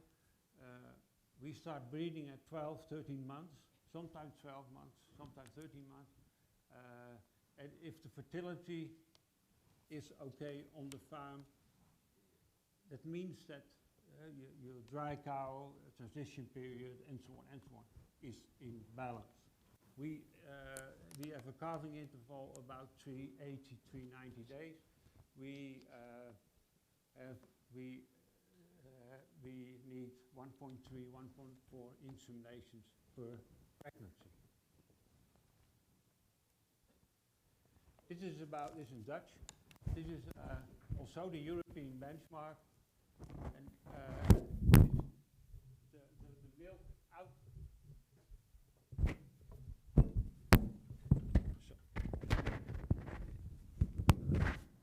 It is the milk out of the roughage. So you can see that we produce a little more than 7,000 liter just out of roughage, without grain, without concentrate. And I think maybe we can grow that as well. I already speak about the adding of the manure. Something else about the manure, there is in the Netherlands there are many projects to valorize the manure and to add all kinds of stuff. I'm not an expert on that, but yeah, on a certain moment we don't need artificial fertilizer from France or from South America, and I think that there are so many developments, innovations around that, so that it's very gives us many opportunities. Now, we want less emissions, methane, maize grass combination. We look at urea in the milk, and sometimes we produce a milk with a urea of 16, of 12, or 11. That means that there's almost no loss of protein in the cow. So everybody is produced to milk. That's already, I discussed that. Healthy animals, short-term future, healthy animals. We always focus on healthy animals. We work with crossbreds, more milk out of roughage. Stable, yeah, it's already what I mentioned. Now we are in a region with very high land prices, so we realize very high yields of roughage. Now there are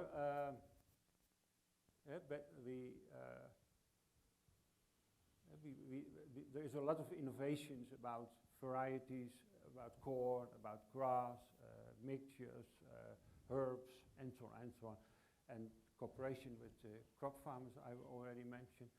And we're producing now 68 of protein we produce on our farm, and we will go to 75 or maybe higher as well.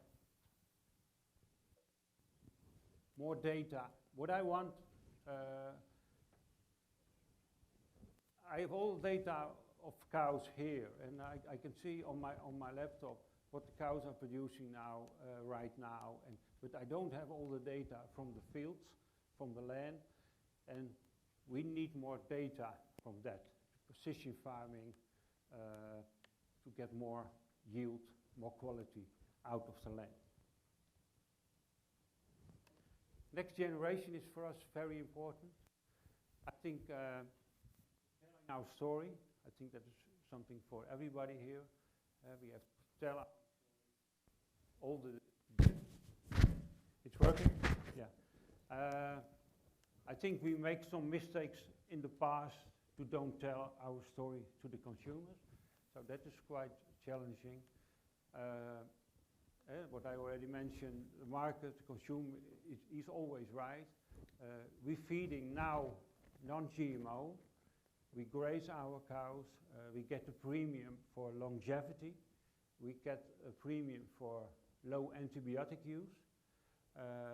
Dry cows 70% of our dry cows, we don't use antibiotics. 30% we use antibiotics. Cow comfort, everything. And maybe energy will be a future for us. Bovair is a DSM product. They reduce the methane emission with 25–30%. That is a product of Lely, producing fertilizer. They take all the methane gases out of the manure. That's a nitrogen cracker. All new developments who are absolutely interesting.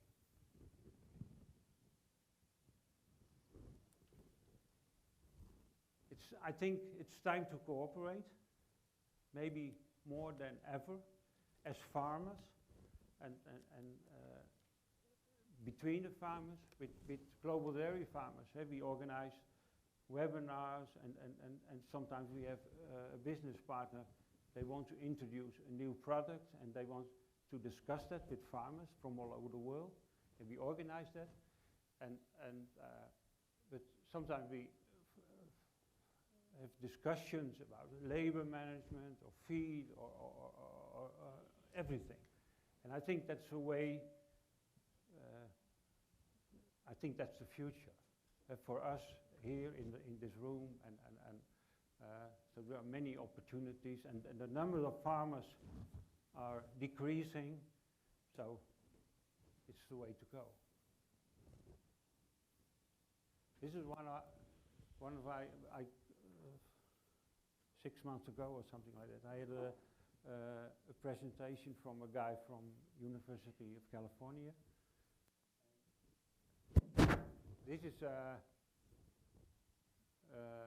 I think this is a dream for every farmer. This is the trucks, they're taking gas from dairy farm. This picture is made in California. Yeah, it's marvelous. Thank you.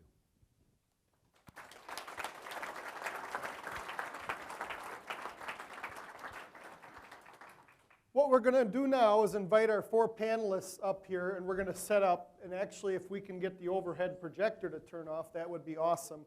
I'm actually going to sit at the side table here and bring questions forth from the audience. So if everyone can come up here. You got a lot?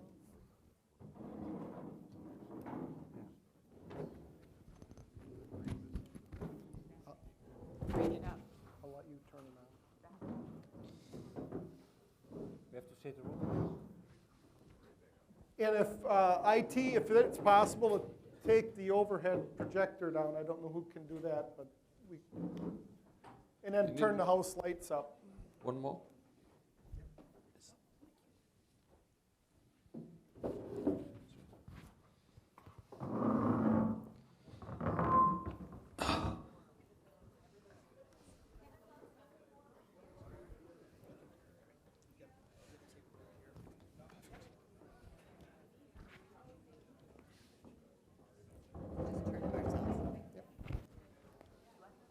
No, I'm going to sit on the side. Go ahead.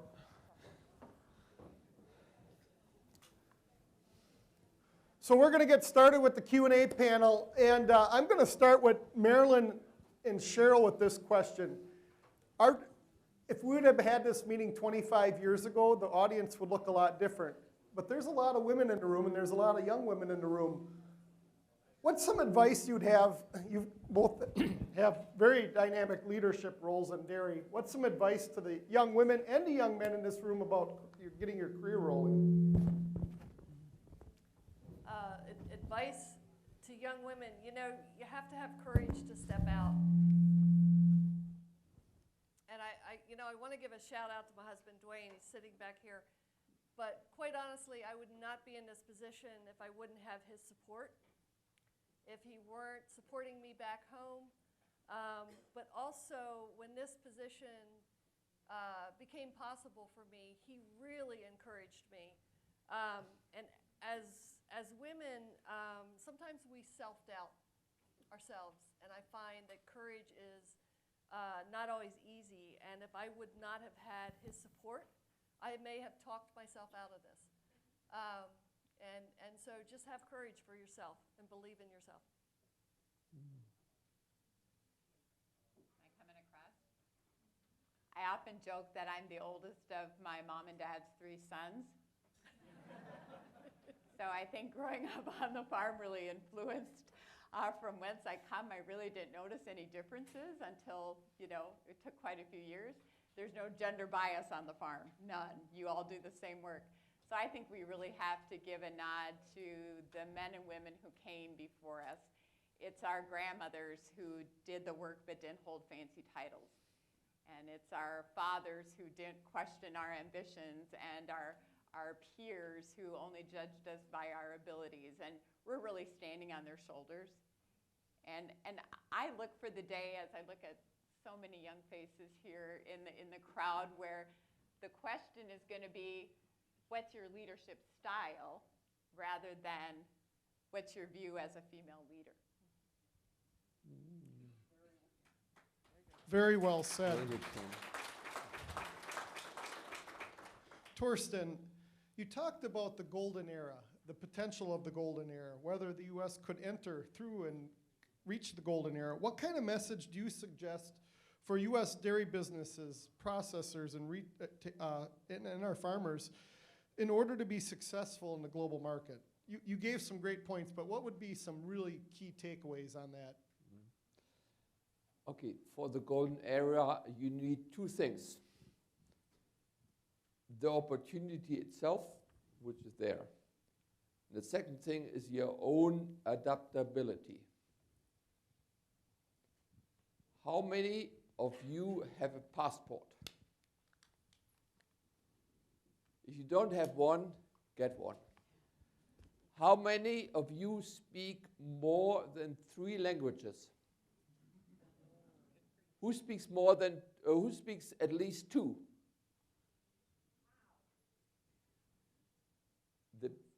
So I think the ability to interact with other cultures, to understand other cultures, goes through the language. If you understand one language, one culture, you know no culture. If you learn a second culture with language exchange or whatever, you learn that one and you learn your own. And then you are a much better person to interact globally. So Corey, it's not technical, but I think it hits the specific point which holds US back in growing. And just one thing, it's how many European companies, dairy companies, are investing in US? How many US companies investing in Europe? I think you, right? Think about it on that one. And what is the revenue of General Mills or Nestle compared what is the home market and what is outside home? Nestle, 90% outside home, maybe 80% outside Europe. General Mills, 10% outside US. Torsten brings up a very important point. If we're going to be global, you have to communicate, and everything starts with communication.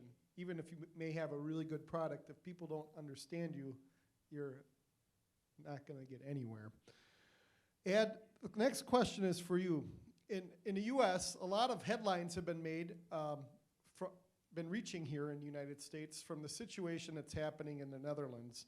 And the question from the audience is this: Ed, do you believe that dairy farmers in other countries will face the same political pressures as the Dutch dairy farmers are currently at the moment?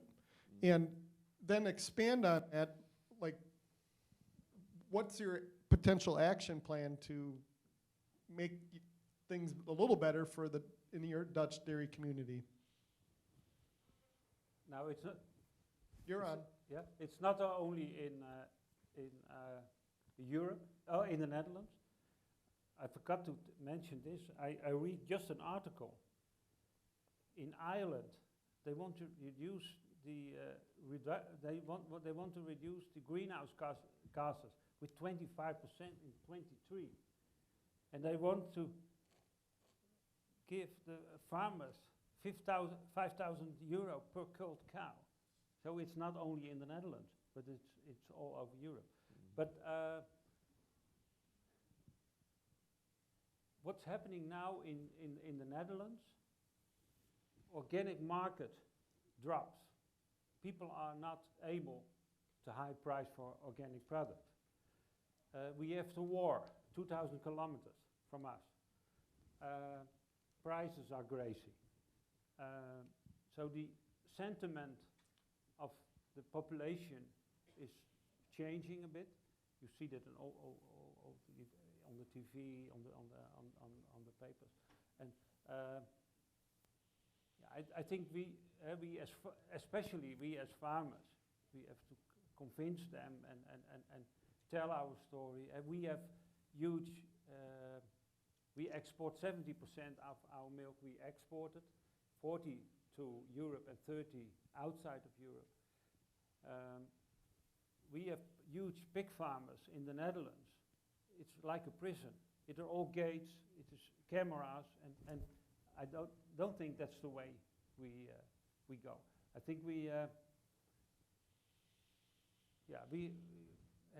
milk is such a nice product, and there are so many nice reports about elder people, young people, health, and so on and so on. And we have to communicate that more and more and more, and repeat it and repeat it and repeat it, and maybe we can do that more international. Does that answer all your question? It does. And since you brought there's a part of your answer that brings up another question that's had a number of questions, and I'm going to try to marry them together here. You talk about the conflict, the war in Eastern Europe, and Europe is going to face some severe challenges potentially this winter in terms of energy, and 90% of the cost to make nitrogen or urea is natural gas, and that's all driven there. So I'm going to ask this to add into Torsten. What constrictions could take place in dairy or food processing plants or other areas because of this? And we don't know, you don't have a perfect crystal ball on this. We don't know how any of this is going to transpire, but I know you're talking about it at home. What do you think this looks like? I don't know if Torsten wants to start or if Ad wants to start. Well, may I use the term, Europe is in deep shit. And we are in an energy war, price-wise and availability-wise. And what's the good thing, right? We will have resource availability problems in 30 years anyhow, with 10 billion people and one planet, right? So right now we could exercise what that means. Manage scarcity. And my father is still alive, right? And he said, well, we have been able to manage scarcity in World War II. And we need to do the same on gas. So if we don't cut gas consumption by 20%, we need to find a government solution whom to shut off.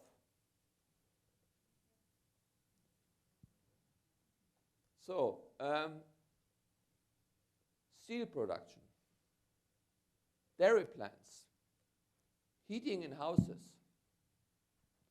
There's a law now in Europe, your alleys in the buildings will not be heated anymore. The maximum heat in public buildings will be sealed. There's a political challenge in us. And if we maintain our social stability, we could win that war. If we don't manage it, the world will look different. So things is extremely serious. Companies going bankrupt, bakeries shutting off the light to save energy, energy bills in some companies depend on how long you have contracted electricity, shots up by factor 5. Companies are just moving out of business right now. And we are, the thing is, we are now since February in the problem. But most energy contracts are running 6 months, 12 months, sometimes 24 months. But it will hit in strongly. And it will be painful. What does it mean for dairy? Drying milk. Energy to dry milk. To feed people in Nigeria? Not needed.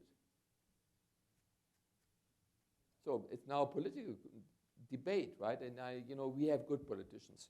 With the Green Minister of Economics, who were fighting about atomic energy for all his life. Now he's the first guy to extend the use of atomic energy in our country. But I think the political debate on handling scarcity is something new. And we need to learn it, we need to adapt on it, and need to handle it. And Ed, how are you facing energy on your farm? I think if we talk about farm level, and I mentioned that already in my presentation, I think manure is a great opportunity, also for energy. And energy producing, solar panels, windmills, that's an opportunity as well. And no concentrate. And what I said, I like to farm in the future without a harbor. And another thing in the Netherlands, we export at 70%, and we want pole position in export, also to China, also to Algeria. We want number 1 in sustainability, animal health, and we have to show that. We have to tell the story, and yeah, that's the future, 100%. We're going to turn to Cheryl and Marilyn here. And then if Ad and Torsten want to add to this from their perspective, the question is the leading one on Slido. We talk about pivot, we talk about labor. How are labor shortages and supply chain issues impacting the U.S. dairy industry and U.S. dairy exports? So I'll start with you, Cheryl. So I think that's really the question of the day when we look at bulletproofing our business, and we think of 3 things: financial stability, automation, talent. And we now are looking at talent entirely different. We're looking at talent from an audience of people that don't look like this room.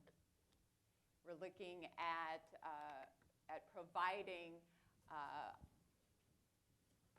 resources to our talent that we've never done before. So we're now sourcing housing, we're sourcing transportation. And why is that such a focus? Obvious reasons. We can't manufacture as much milk if we don't have that talent at the manufacturing facility. And of course, for all the farmers in the room, you all know that. It all starts here with you and the talent that you have and have sourced. It's just really been underscored during this pandemic. Acceleration of retirements, the communities in which we have manufacturing facilities are small rural communities, and so not a growing population. So I would say, in summary, our talent pool will look different than it has in the past 5, 10, 20 years. So Marilyn, why don't you talk a little bit about it from how labor availability has impacted maybe exports and as well? It has. I just echo, Cheryl, what you said, because it's difficult to compete when you're competing with, I'm going to speak locally on our farm, when we're competing with a local convenience store that is offering more per hour than what we can pay. And you find that when you look at exports, it's the same. And I would say they're finding the same issues when we talk to the farmers in Chile. what are their number one issues? Labor. And it's amazing to think that, that country is facing the same thing. And yet we talked to, I belong to a International Dairy Farmers Roundtable, and a couple months ago we had a Zoom call, and absolutely every country that was represented, labor was the number one issue. So it's not a specific U.S. stress, but I don't think any of us predicted that. 5 years ago, would have we predicted the pandemic and the stress that we had across our entire supply chain, not just the farms? And so I think you see it everywhere, but we have to find unique ways to solicit that quality talent, because as we look at U.S. dairy exports, we need that talent. We need those boots on the ground doing the work in those areas that we want to support with U.S. dairy. So you just had a global gathering of IFCN in Israel. Where did labor talk rank in the discussion topics in the hallways, Torsten? Yeah, I'm upset. I'm really upset. There is no labor shortage. The perception is wrong. There are enough people out there. There is no labor shortage. The problem is somewhere else. I'd like to share with you, and it's an interesting story. I had the privilege to travel around, talking with farmers, and farmers always complain, I have a problem to find labor. I was talking to a dairy farmer in India, has a nice 8-cow dairy outside Gujarat, right? 2 people on the farm running it, living there, and he said, I have a labor challenge. Saying, oh, you have a labor challenge. So what happens? Yeah, these guys who I hire, they don't want to do the job anymore. Saying, oh, why? Yeah, I force them to live on the farm because someone needs to guard the farm if I'm not there. And I can't find labor anymore. And you see, there is no labor shortage. He just has an offering which is not matching the need of people. And, I think when it comes to, so that my first shortage, change your mindset. If you have a labor shortage on the farm, okay, a lot of farms cannot afford any foreign labor, to be honest, right? It's not availability, it's affordability. The second thing is, with the anti-dairy movement to attract people in Generation Z for dairy, forget it. I talked to a friend of mine, and he said, my daughter has a problem at school because people know her dad is working in the industry killing the planet. Yeah? You want to get in that peer talent for your industry? I think that's my message. There is no shortage, but there need to have a mind shift. Similar, like the Indian farmer needs to understand that you could not bond labor on your farm 24 hours to make that thing working. It's over, right? Next message is we have a problem of wealth. There have been times where you hire people and they have been so happy because you give them a little bit of money and they survive. Very loyal labor force. Category 1. Category 2, they have some money, but they want to have a better car, so they are loyal for economic development. Loyal workers. Now we are in category 3, with an average American wealthy. You need to have something different to offer. And there are HR concepts working on that one. And the next thing is, hey, we have a crisis, and one crisis is a robotization on all areas. My impression from the last couple of days here in the US, I think maybe it's more a topic than in Europe, labor. I saw the Walmart billboard on the highway. They offer $25 per hour. If farmers, they don't want to do it. They will 18 or 16. Why do you don't pay more? We have some labor at our farm. Yeah, we have to pay 30, 35, or yeah. I think the labor shortage is a matter of competitiveness of your industry, economic-wise and image-wise. Yeah. So fix the image, fix the economics. You know, and to be honest, dairy processing margins are horrible to win the future. Another thing what surprised me always in the US, the family operations. We visited an operation with 500 cows. It were nephews and nieces, and it was a mixed up family operation. And it works. And what you see in the Netherlands, two brothers, sometimes it works, mostly it doesn't. Yeah, with the family operation, you can manage that. Yeah, you can also grow. Yeah. Marilyn, I think either you or Cheryl can tackle this one, and it's going to set the stage for a number of questions on Slido here. What is the U.S. baseline for carbon? Do we have one? Without it, how can we reduce it by 40%? I know you're both on the Innovation Center so talk about establishing the baseline so that we can all be on the same page for the rest of these questions. You guys can consult who's going to start that one. Well, you know, it's so important, and when we look at the Innovation Center for U.S. Dairy had set some very bold goals to be carbon neutral by the year 2050. Understanding, you know, I had a farmer come up to me shortly after we made those goals, and he said, you know, you really got the cart before the horse, because we don't know where we are. And I said, yeah, you're right, we did, but we had to come out with goals before we were told where we are. And so it really, yes, it was a bit of the cart before the horse, but we do have to figure out where we are as a baseline. And I know Cheryl can speak to that a little bit, but as a farmer, I need to know where I am because I have to know how can I improve. Improving our practices is not something that is new to farmers. Across the globe, practices have been improved year after year after year. It's what we do as farmers. We try to figure out how to become more efficient. And as I look at sustainability and our environmental issues, farmers will address that at the same rate and with the same mindset, but we have to know where the baseline is.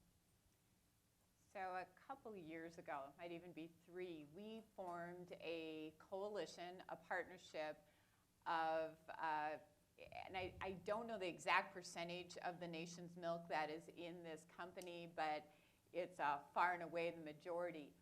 We take our environmental measurements and those things that I noted in the Farm ES, environmental stewardship. We put those numbers, those data points into this portal, and from that we can get our individual, cooperative, or privately owned company scores and an aggregate of the U.S. dairy industry. And so in time, we're going to have some very solid numbers. I think we're at about the 2nd year of aggregated results. And so we are taking bold moves doing that. Every individual company then will need to determine how they use those numbers, because we have folks that are hungry to know that. But we are taking steps, and there is a portal that we're working together to get there. The other thing I would, you know, we're going to go through a couple of the sustainability questions. Yesterday in this very room, the Council on Dairy Cattle Breeding met, geneticists from probably 20 countries around the world. And the board chairman of Council on Dairy Cattle Breeding is back there, Jay Weicker. We had a discussion on sustainability, and Brian Zook from Bell Brands USA was here. He worked at Kellogg, he worked at Land O'Lakes, been in the food system his entire life. He's a protein buyer. That's the way he looks at the world. And then we had Mike Brown in the room as well, an ag economist, started at Virginia Tech, worked at All Jersey for 11 years, then Dairy Gold out in the West Coast, then Glanbia, and now he is the head dairy buyer for the Kroger company. And so some people, and I want to follow up with Marilyn's, because that's exactly what I'm hearing too, is some people say, oh, you put the cart before the horse. But if you talk to them two gentlemen and all their peers, you didn't saddle up enough horses and get enough carts fast enough, because if you're a publicly traded company, that's a locomotive coming down the train tracks, and they have to document it, and they have to ensure clean supply chains. We had a similar discussion about that in August at the Idaho Milk Processors Association that I moderated, and there we had a similar person like Mike Brown from Albertsons, Jordan Clark, same message. And they're struggling with it too. They want to partner with dairy to find a solution, not stuff a solution down someone's throat. So I think that's an important message to bear in mind here, and I'm sure that that's a similar narrative that is taking place in the European dairy community. So with that, we're going to go to another question here. And so how do we go about reducing our emissions? How do we go about, what does the future look like? I think it's an issue that's faced by all the panelists here, so why don't we start with Cheryl and we'll cascade down to Torsten. So I have a response. If you're that student who's being pressured because her family is doing the most noble of professions, producing milk, I think you first have to look at where we are today, that in the last 20 years, cows are producing upwards of 30% more milk already. If you look at really the carbon footprint, that has been reduced by, there's different numbers, but 65 to 75% since the 1940s. So we have been doing that just in our everyday striving to be better, striving to nourish the planet. So I think that, and perhaps you can look forward, but I wanted to look backwards a bit and say dairy farmers are doing the right thing. And I do want to point out that we're, for instance, at AMPI, we're paying a lot of attention to the accounting standards and how GHG emissions are accounted for. Who thought that just doing the right thing wasn't enough? Now we have to look at how that is accounted for. So if you're a farmer and you sell your good works, your carbon credits to someone who needs them, then can your cooperative claim those? Can your customer claim those? And so that is an accounting standard. That's not every day doing what's right. And that's going to be and is a big point of debate right now, is when those farmers are doing all these different steps, are they getting the credit for that financially? I look at, it's a lot of tools in the toolbox, okay? So it's technology that will be developed, and we talk about, technology, science, finding new ways will happen faster in the next 10 years than it did the last 100, and that's just almost mind-blowing. But it will be technology that will help us get there. It will be a combination. It's not just technology, but it's also genetics. We talked yesterday in that session about genetics and the genetics of that, specifically for the genetics of that cow. And how will that help? How has that changed in the past 10 years? How will that help us get there? It's also coming together more in unity in the industry, not pointing fingers, but let's come together and have a conversation, figure out how we can move further. It's also knowing we're doing things now. Soil quality, water quality, those are all things that we're improving. We do stream bank fencing on our farm. That's something that we can do. Cover crops. Those are little things, but all those little things add up. And so those measurements need to be documented and calculated. Ed? Yeah, maybe go back to farm level. It's a development of last 5-6 years. What you see in the Netherlands are different milk streams, quite successful. We producing milk for Germany, for Dutch, German cheese especially. They pick up the milk separate, and we have change from special retail companies. They want milk like this and blah, blah, blah, blah. And it is collected, all, it's quite expensive, but they pay for it. That's a development, well, quite well, yeah. Torsten? Well, Cheryl, I have to come back to your point, right? We know that the US dairy industry did great, right, in progress since the year 1944. This work from Jude Kepper and Roger Cady has proven that. You have done great. But you know, I've been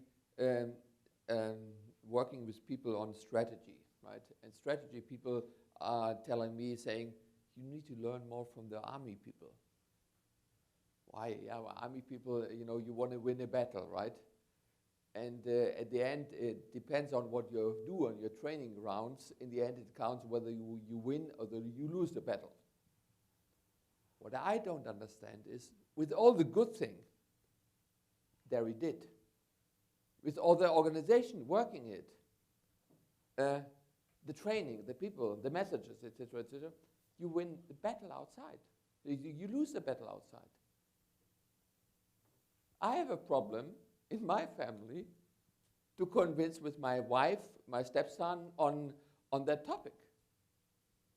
Yeah? It's damn hard. So dairy is doing good, but losing the battle, the image battle. And I don't know why. I think we can get better on that one. Second point, how to reduce carbon. 10% anyhow with better genetics. Then you have another area, 10% we get with bovine out on carbon emission. Maybe you get another 10% with manure management. There's been just a method released to calculate carbon sequestration in the ground. So maybe another 10%. So the first 40% is easy and maybe doesn't cost that much.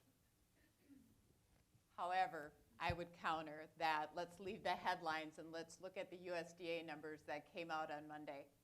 We're eating the most dairy we've ever eaten. Yes.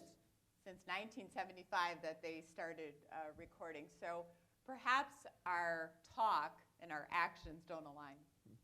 I think we win the stomachs, but we, yeah? My point. But we don't win the image among young people.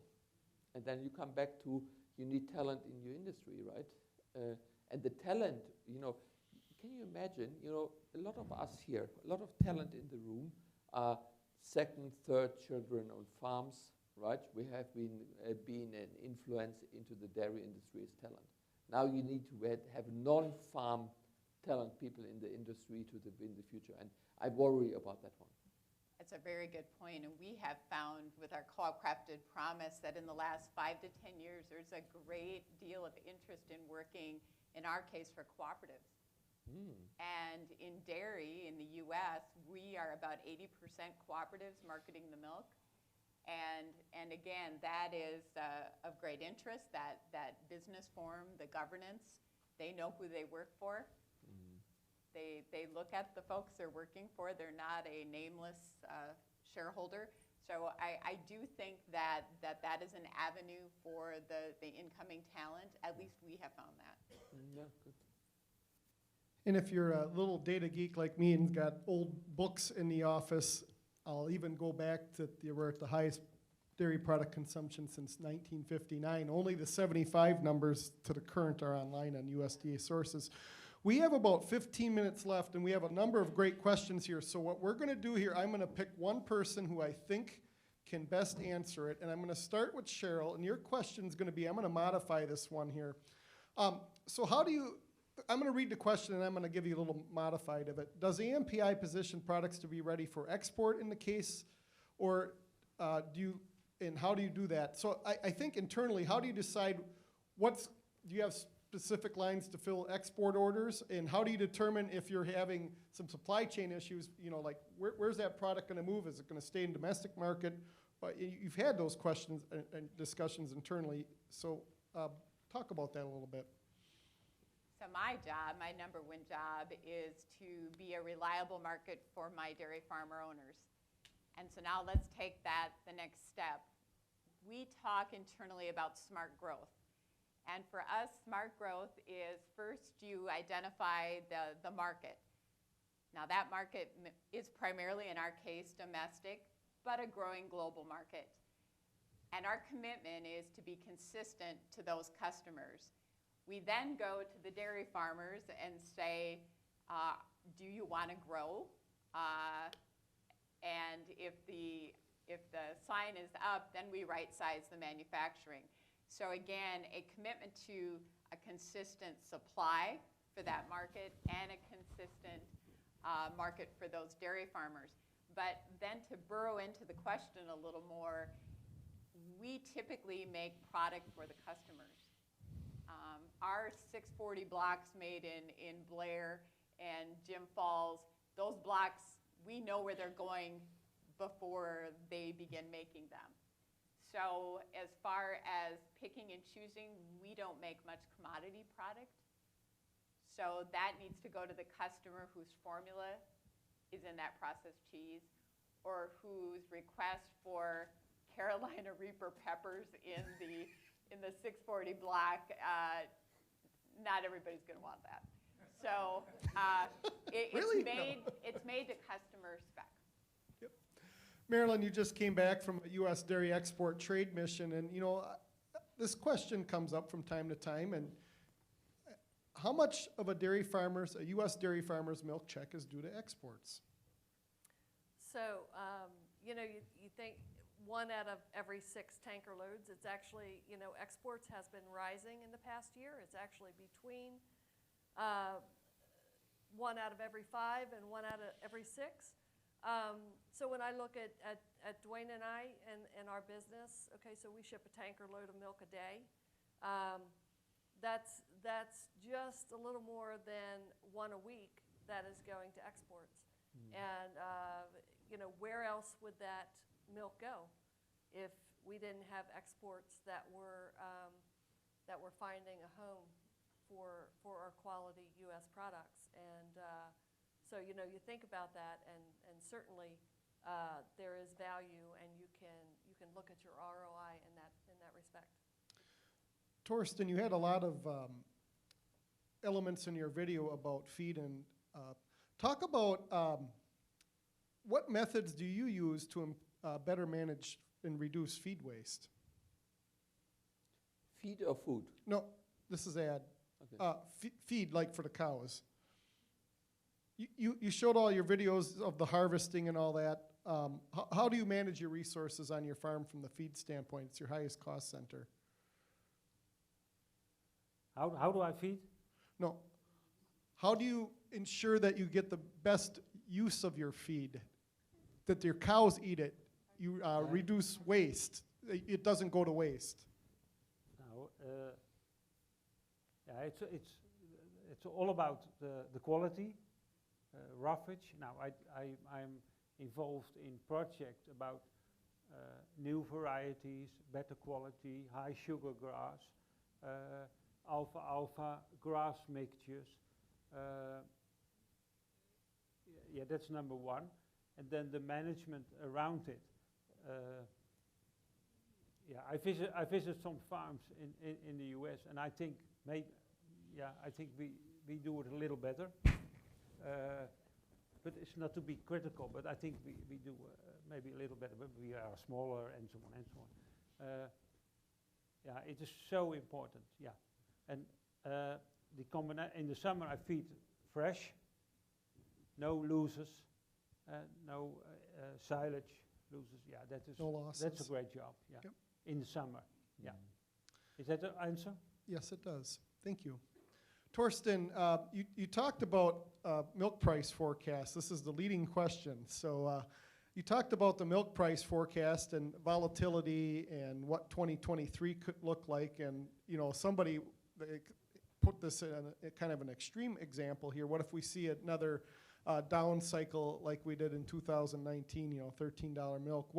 What can farms do to prepare themselves for a downturn? Well, first of all, you need to be aware is that a low chance incidence or a normal period would arise 2 times every 10 years. Say that again. So is that something that shouldn't happen and doesn't happen, or only happens with a very low chance of probability? Or do you take it as normal, which happens 2 times every 10 years? Perception. No one likes this scenario. But it takes not a lot of milk to turn the market from $26 to $13 per hundredweight. It goes like this. And our prediction when we did cycle analysis and saying, well, as a dairy cycle starts with an up, a down, and the whole curve is 3-4 years. And probably we have 2 of those every 10 years. So that the chance that it happens is there, number one. Number two, you have good risk management tools here in the US to lock in prices. I hope, who has locked in prices at least 12 months in April here?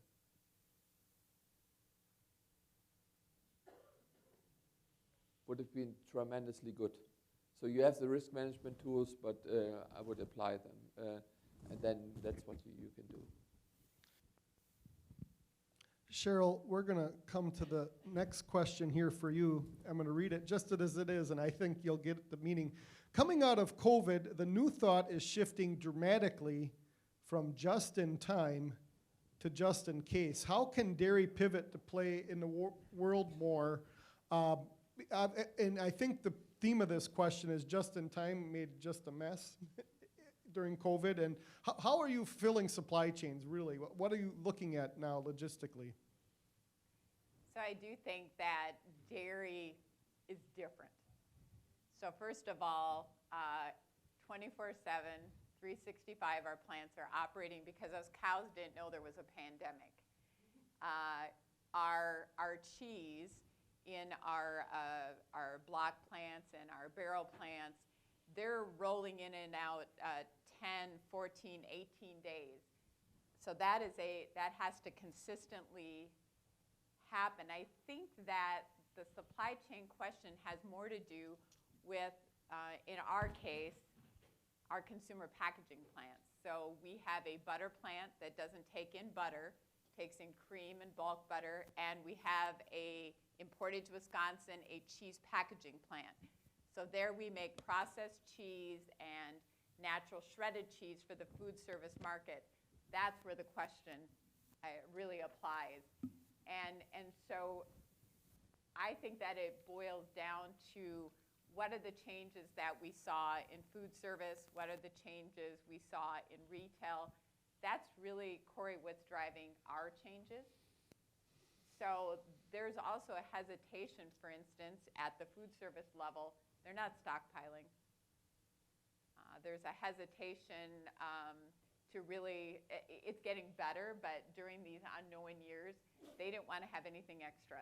On the retail side, I think we're in another period of change. First, it was flying off the shelves, and now the impact of the inflation in the economy, it's not flying anymore. It's still solid. And so I think that the answer somewhere in that sphere, it's going to be what that consumer ultimately dictates, and then that goes back to the supply chain. Bottom line, the cows, they don't know what's going on. Exactly. And so it really happens up here. Yeah, and I mean, and if you look specifically at the butter markets, if you talk to the Krogers of the world and Albertsons, they're doing a unique dance because the thing you can't have happen is coming in the biggest dairy demand season, butter demand season of the year between Thanksgiving and the NFL Super Bowl. You can't have empty shelves, but now you're buying butter at record prices. So you're trying to fill shelves without having inventory that could head the other direction. Well, and knowing exactly the costs that go into that butter, so much of that is being used as a loss leader because it is so popular. And they know that consumer, there we go again, this end of the chain, that consumer will come in to get that loss leader and then buy everything else on their way out. And so that speaks to how popular your products are. So what looks to be the pricing predicament, how those retailers are actually using that is very different.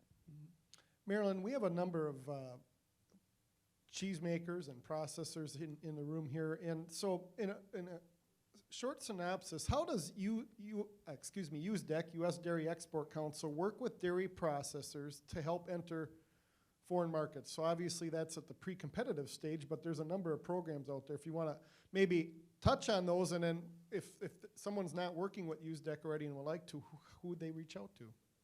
So, yeah, you know, if you, got it, I turned it off, sorry. You know, if you want to work with USDEC, we do have members, and like I said earlier in my presentation, if you are interested in exporting your cheese, you need to go, even contact Chad Vincent from, who is the CEO of Dairy Farmers of Wisconsin. And, you know, it's important for us to know that it doesn't matter what size of cheesemaker you are, you have an opportunity to be a member of USDEC and sell your cheese. When we were in Dubai, we had, or no, excuse me, we visited Japan. When we were there, we had processors with us, and all of them were small artisan cheesemakers. 3 of them from Wisconsin, 1 from Oregon, and 1 from Washington State. So, you know, they had come together and had a joint membership.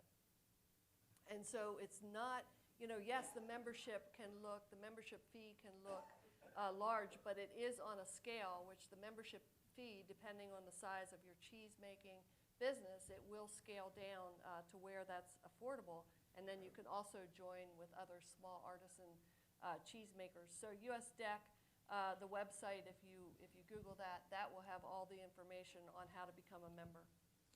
Thank you. And, you know, our sponsors are in the room here. So Dairy Farmers of Wisconsin, Chad Vincent's in here for you to stand and give a wave so that if someone wants to talk to them about that, thank you for being a sponsor.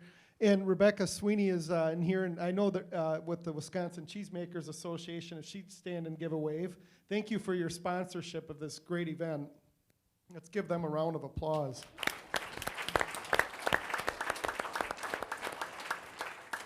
Ed, I think you know more about this than we do in the United States. So you guys in Holland and throughout Europe have been doing more work in green energy. And right now, one of the things that's happening, and this, I'm going to rephrase this question, but you know, there's some farmland here in the United States that's actually just being converted straight from agriculture to solar fields and those kind of things.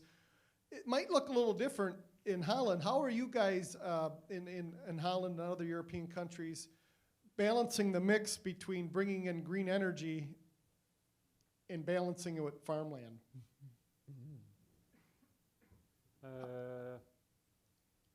There are some solar panel projects on farmland.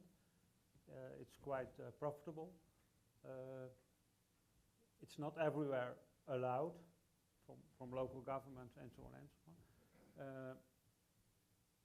on. Germany is much further with energy on farms.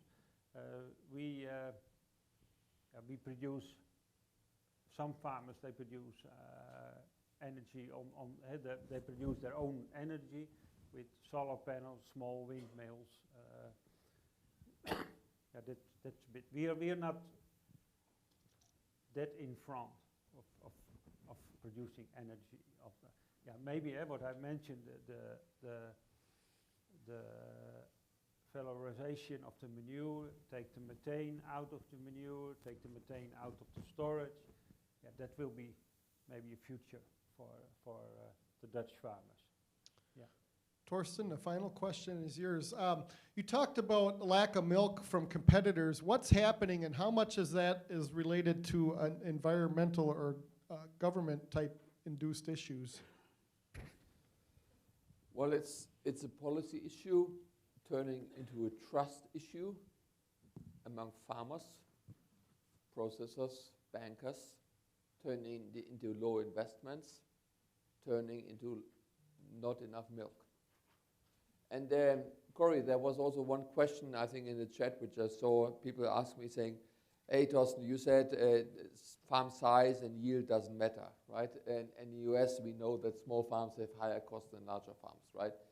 I just want to highlight on that one, because In the US, you have economies of scale, you have high salaries, so smaller farms, higher cost, larger farms, lower cost. Nevertheless, you have a 20-cow farm in India or an 8-cow farm who has a similar cost like a 2,000-cow farm in US. Why?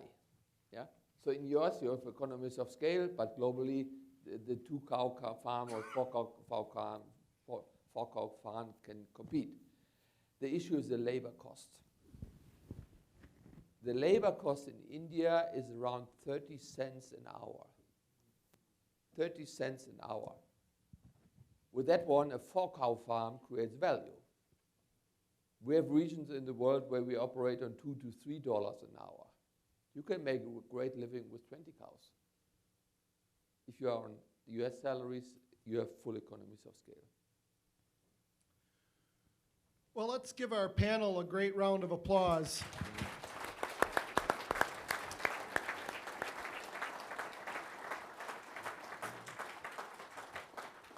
To our assembled media here, Morgan is going, if you have anything you want, Morgan is your contact. Please stand up so they all see you.